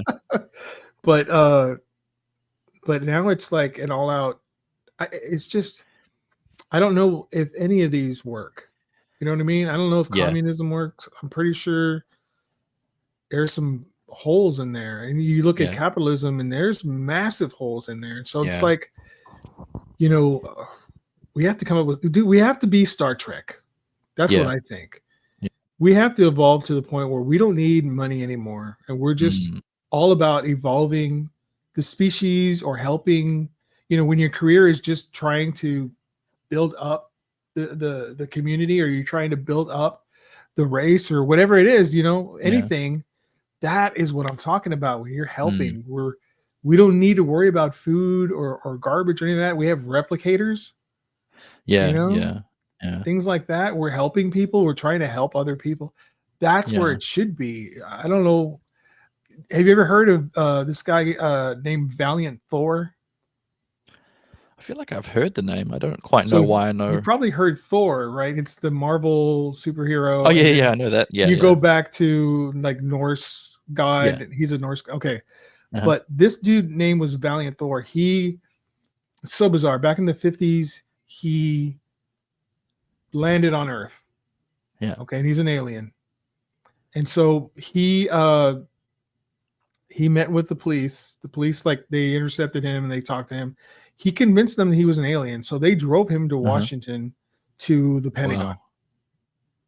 So he had a meeting with the Pentagon, and Valiant Thor did not look like a gray. He didn't look like an alien or Yeah. praying mantis or none of that. He looked like a regular dude. He looked like, Mhm. you know, he spoke English, what have you.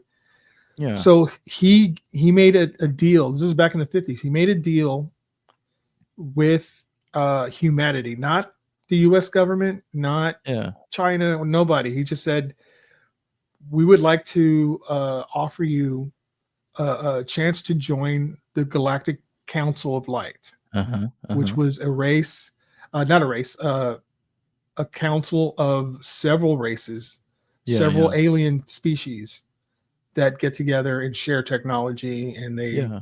you know, defend each other, what have you. Yeah, So he yeah, said, like NATO. Right. NATO in space, right? Yeah. but he said the only way this can happen, there's two things you need to do. Number one, you need to get rid of all the nuclear warheads that you have. They can no longer be in existence. Yeah. All of them. Get rid of all of them. That's number one. Number two, there can no longer be several countries. You need to unify into one world countries. You have to be one unified, because all the other planets, they're not broken into countries. They're one solid you know, world together, unified in one. Yeah. So you're gonna have to do away with the United States, China, Russia. You have to get rid of all of that and come together as one nation. Yeah. That's the only way you can join our what have you.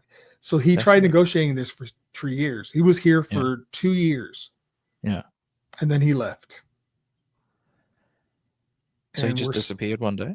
He just one day took off. I guess figured it wasn't going to happen. Yeah. He gave the offer. They discussed it. They tried to negotiate. I'm sure, and he was in America. I'm sure they were like, no. You deal with us. Don't worry about the other, you know, whatever.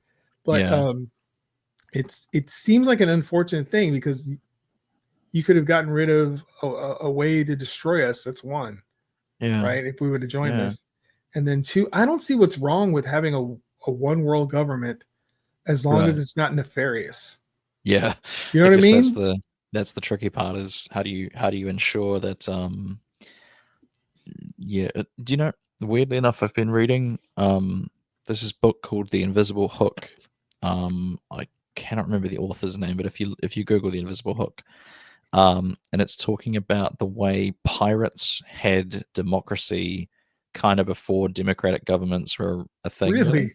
And it said something very interesting that it's kind of stuck in my mind. It was talking about because, you know, the pirates would elect a captain, right? That would be who leads them. And from what I can tell, they would do that simply because of the fact that in a frantic time where time is the essence, you can't be having a big discussion. You need to be decisive, and you need to have one person making the decisions. And so that was the idea. That was kind of the reason they selected a captain.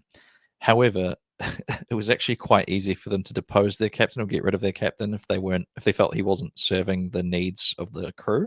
And I think I'm only about halfway through the book, so I think the book is making the claim that, like, you know, maybe that's one thing we need to update in our democracy, is make it a lot easier to get rid of presidents or whoever it is that we feel aren't serving the people.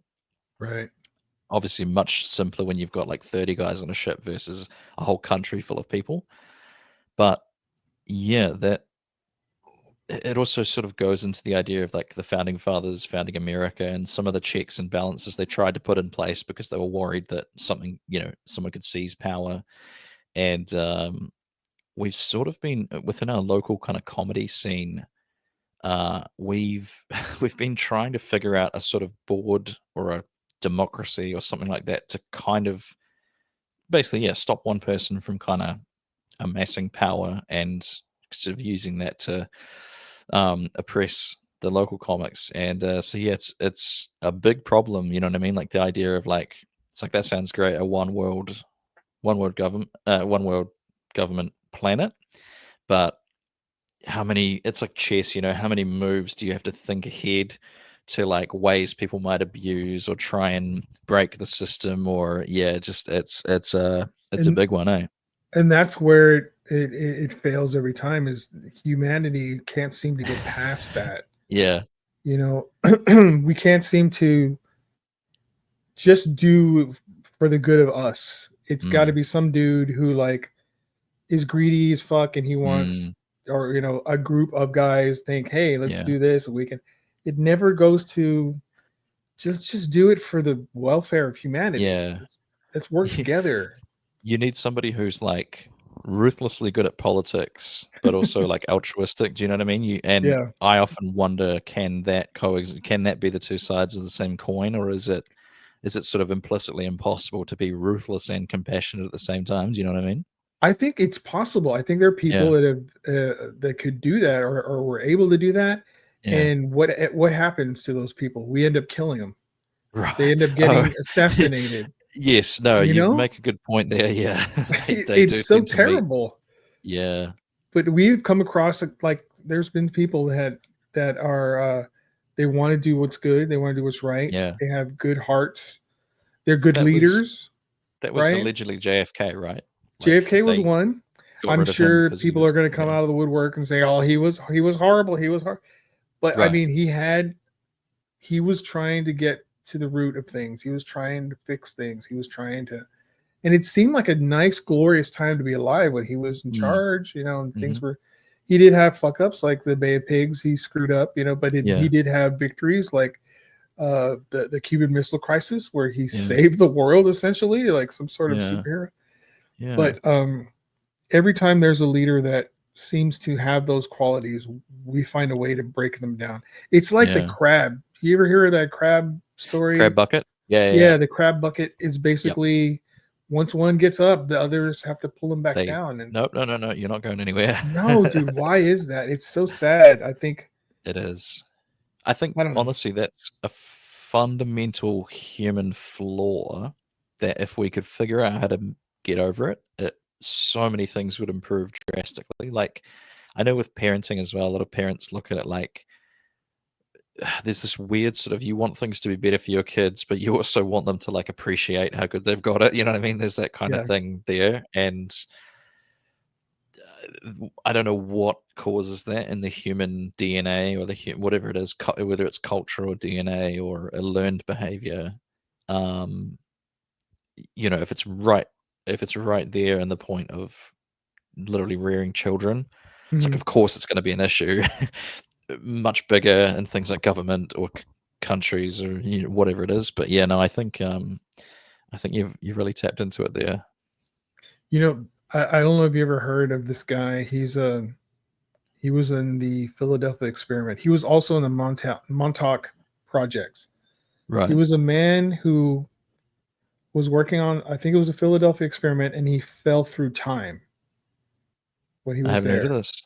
So this man, I've posted videos on this guy, and he's being interviewed, and he's telling his story, and he explains who he is, and it's his like 80s, 90s, Yeah. late 80s, I think.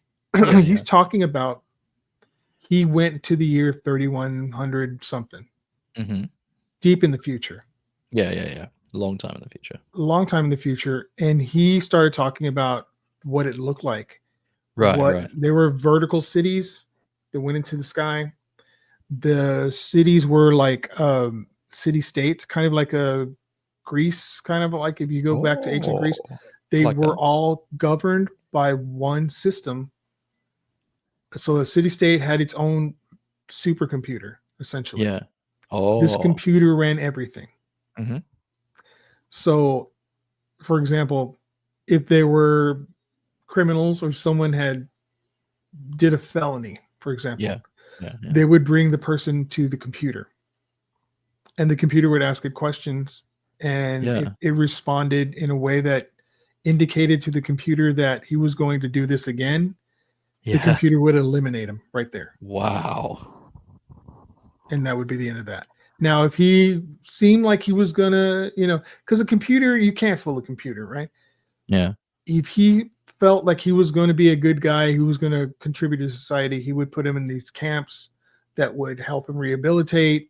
Right. And you do it again, you're going to have to come back to me and we'll discuss what's going to happen, right? Yeah. And so this guy's describing all this shit, and he's saying Uh-huh. in the future there are no, like right now we're what, nearing 9 billion people on the planet. Yeah. Right? Far too many people, in my opinion. Right. And we're just growing. Yeah. In the Yeah. future, there's only 500 million worldwide. Huh. And so it seems to me that AI has taken over in the future. This is before AI was even a thought. Yeah. This man's talking about these supercomputer type things, right? Yeah. So the AI controls everything, Yeah. and people are happy. They're living life, the way they want to live life. Things are great. No one's complaining. There's not problems, and Yeah. it seems to me that the way it's working is the computer is eliminating the human component from managing Wow. like the city. Yeah. So it's making very harsh decisions Yeah. that a human wouldn't make, basically. Yeah. Making everything comfortable. He's eliminating crime, literally eliminating crime, Yeah. right? Literally taking care of what needs to be taken care of. They are growing the city. Cities are getting vertical, and it's Yeah. all computer based, man. Wow. That's what the future, according to this guy.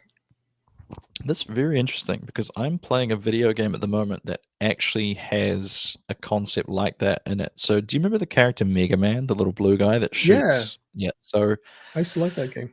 yeah, there's a series called Mega Man.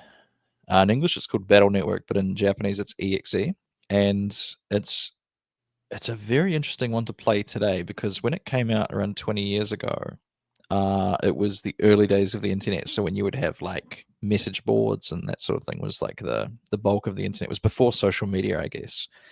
And all of the characters, the human characters, and they essentially have a device, a Mhm. PET, I think is what it's called, personal terminal, and they have these characters, which is basically like them, but in the computer. You know what I mean? It's like a what do you call it? Like an alter ego sort of thing. Mhm. And when they jack into the internet, their version of themselves runs around on the internet, and you fight viruses and all this sort of thing. But the part that I'm up to now, you go to a city where there is something called a judge tree, and the judge tree is like, evidently it's an AI inside a tree, and you have to testify. You got involved in some scuffle earlier on, and so this character's gone to this, whatever this town is, to stand trial, basically. And Mhm. it's exactly what you described. The judge tree asks it a bunch of questions. It asks this guy a bunch of questions. It takes all the testimony. The judge tree asks you a few questions, and then it just passes fate on this guy. And I think there is definitely a subtle a hint of what is it called? It's a utopia. Like, do you remember in Shrek, Duloc was, this perfect place, but there's this kind of menace underneath it of like, toe the line or we'll make you disappear sort of thing. Yeah. I think they're planting a little bit of that because the citizens always, all they talk about is how happy they are and how everything is crime free and whatever. But my feeling is probably there's going to be something untoward going on. But isn't that shocking how similar that is to what you described there based on this guy? Like, I wonder if there was any kind of inspiration there or, Maybe. yeah, Because very this interesting, guy, right? his interview was 30 years ago or something like that. Yeah, yeah, 30, 40 years ago. And I was shocked listening to what he was saying because, and what what's interesting is he described going and talking to some people that he saw walking in a park. uh-huh. And he was asking them questions, and they were like, kind of like, "Whoa, who are you?" Kind of thing. Yeah. And he was like, "No, I just want to know when you do this." And they're like, "No, we're happy and we like it the way it is right now, and this and that." But there was an underlining like worry, like he was picking up on Yeah. something that they were like afraid of something, Uh-huh. and it makes you Uh-huh. wonder. Like you're saying, man, what if there's some sort of it's a nice life, but you cannot step out too far out of line or you're eliminated. That kind of thing. Yeah. Do you think you have to remove like the human component to make life better? And you know what I'm saying? You have to. Yeah, I know exactly. I think that's a fascinating question, and I feel like that's a question we genuinely grapple with quite a bit because, like, I think it, like you were saying, if you put certain decisions in the hands of a machine that doesn't take compassion into account, Mhm. it's like, yeah, probably it's going to make some hard decisions that we don't want to have to be responsible for, but like probably will be better for humanity as a collective. But like the people that got wiped out or something from it, right? It's not better for them, right? Right. It's as far as they're concerned, it's much, much worse. So that is a really interesting. Yeah, I'm glad I don't have to make that decision is kind of my stance on that, right? And I think there would be an element of toe the line or you're next. And yeah, it's like I feel like because we're imperfect creatures, we're essentially monkeys that have kind of, we're making ourselves dress up in suits and walk around, but like there's I believe still quite a lot of DNA from when we were kind of running around in jungles and caves and all that kind of thing. Mhm. And probably there'd be a lot of people that wouldn't like it because you're not free to express yourself as freely as people want to. Do you know what I mean? Yeah. That's my feeling is like you're definitely going to have an element of there would be a resistance or something. Do you know what I mean? There would be some underground movement of like we don't like this, and so yeah, I don't know. Fascinating to think about though. I sort of don't know where I stand on that. I think I'm pretty scared of rules, so I would probably be in the camp of people that were like, no, things are great, and I go to bed before 9 o'clock, otherwise whatever. But yes, what side? Where do you think you'd land if you're in that kind of society? I don't know, man. So what is utopia? What is a utopia really? Exactly right. You're going to give up something Yeah, to get something else. yeah, The society we're living in now, if you go back 50 years, what was going on back then is totally different and probably less acceptable than what's happening now. I mean, mm, I came up with this concept. Like I like to write. That's kind of a hobby of yeah, mine. And yeah, I create things. And I was thinking about this futuristic type of thing. And I came up with this mm, concept where children are not, because of this kind of utopia thing, children, when they're born, they're not given to actual human parents. Why? Because human parents make mistakes. yes, They're given to two robot types that actually grow the child. yeah, And in this world that I created in my mind, they can do, they have a meeting every so often with the computer that's running everything and letting it know, well, this is what's going on with this child. It's on the right path. Everything looks good. yeah. This one, not so much. It's having problems. It's causing issues. It's fighting or whatever. And in Yeah, my mind, they're like, they make a decision. Okay, well, eliminate that child. it's very Spartan, isn't it? Yeah. And so I envision in my mind when I'm writing this stuff that they decided that this kid's got to go, that the main Yeah. computer have decided. So they both go and they scratch the shit out of it until it dies. Oh my goodness. And then they Yeah, eliminate it, like throw it in trash and they yeah. go and get another baby, start fresh. Right.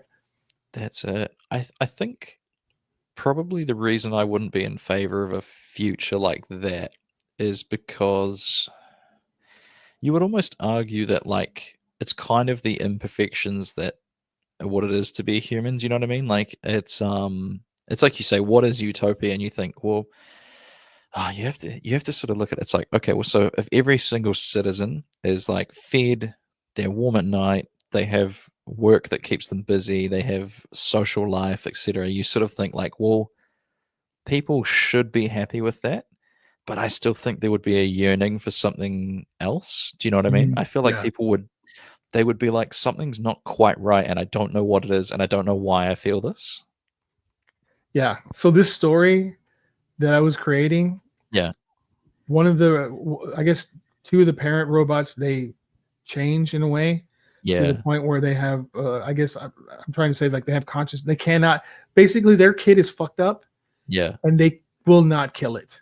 And so yeah, they're yeah, yeah, lying to the computer and the kid grows Yeah. up and gets released into society, Yeah. and he is the linchpin that kind of just snaps all of society Yeah. from him. They all seem to wake up, and it's the Yeah. whole thing is just destroyed, and they have to just eliminate everybody and start over. I love it. I look forward to reading this story. I think I have to sort of get going very shortly. All right, my But friend. one thing, can I just tell you a quick short story that I read years Please. ago that stuck in my mind? And so there was it was it was this kind of authoritarian future, and I think you know how science fiction horror always mirrors. It's like Black Mirror. It mirrors the fears of whatever the new technology is. Like Yeah. apparently when Zeppelins were a thing, all of sci-fi was just Really? these things are going to be unstoppable. Someone's going to build an army of Zeppelins, and whatever it is, right? That's so hilarious now. So I suspect this one was based on when the television was a thing, and the main character was going for a walk at night, and as he's walking around, he's looking in all of the other humans' houses, and they're all sitting in front of the TV watching television, and then some kind of police robot, or I don't know whether it was a drone or like a physical android, sort of questions him and says, "What are you doing out?" And he says, "I just wanted to go get some air." And the thing's like, that's illogical. There's air inside your house. Like, what do you need to go outside for? And he ends up getting like arrested for behaving weirdly or something because he's not inside watching television like everybody else. And Oh, that always really scared me as a child, because it's like, what do you mean you're not allowed to just go outside when you want to go outside? Like that's terrifying. But that is, man. we're just with what we're talking about, this kind of AI controlled future, like the robot would go, "That's an illogical decision," and we'd be like, "Well, I know, but I still want to do it." Yeah, air outside is better than air inside. Come on, man. Yeah. Yeah, exactly. Well, Taylor, can you let us know where we can find you on the interwebs, please, sir? Yeah. So I am a stand-up comedian. I think David mentioned all my specials before. You can check out those on YouTube if you just search Taylor Ruddle Comedy there. On TikTok, Instagram, Facebook, all that kind of stuff. Same tag, Taylor Ruddle Comedy. What else am I doing? Oh, podcast. You can listen to Ruddle Me This. It's on all of the podcast channels. Go and listen to the episode with David. We talked about 4D creatures and the Roman Empire, which is Episode 76. Yeah, two of my yeah. favorite things. So thank you for having me, David. I feel honored that I'm one of the first few Oh, man. for your for new podcast, and I just wish It's you a all the pleasure, best. And sir. I think it's really gonna kick off. Thank you so much, Taylor. I really appreciate you being on, man. Always Anytime. a good conversation with you, my friend. We seem to have the same kind of interests. I love it. I Absolutely. really wish one day, sir, I'm going to submit some work, some comedy writings for you so that you can That use. sounds great. I'm always thinking Fantastic. about it. I'm always Yes. thinking about it, man. Love it. I just started ripping the other day in front of Angie, and I Yeah. was making some Jesus jokes. I don't know, I was Yeah. telling some jokes, and she's like, where did you get that from? I said, I wrote that. Yeah. That came from me. Fantastic. That's I love good. it. All right. Well, thank Beautiful. you so much for joining, sir. Thanks for having me. I'm going to have you back. I hope you'll have time for me later in the future Anytime. because this is always a good time. So thank you so much. Thank you. Have a good one. Likewise. You too. Shout out to my pal Taylor Ruddle, the comedian out of New Zealand. One hell of a guy. One hell of a conversation. I love this guy. I mean, I followed him for a while now. I've been on his show. He has now been on mine. And I've seen him on other friends of ours. He's been on One Nothing. He's been on Where the Weird Ones Are. He's just a great time. Good conversationalist. And, just a fantastic all-around guy. So check him out. I'll put all of his links in my show notes. Once again, thank you so much, Taylor. Appreciate you, man. And I just wanted to say, guys, it looks bleak out there right now. It looks tough. It looks like things are not going well in the world. But that's okay. Bad things don't last. It's going to change. It's going to change sooner than you think. It's going to get better. You don't have to worry too much. Worry is waste. When you worry about things, you're wasting your time because whether you worry or not, whatever happens is going to happen.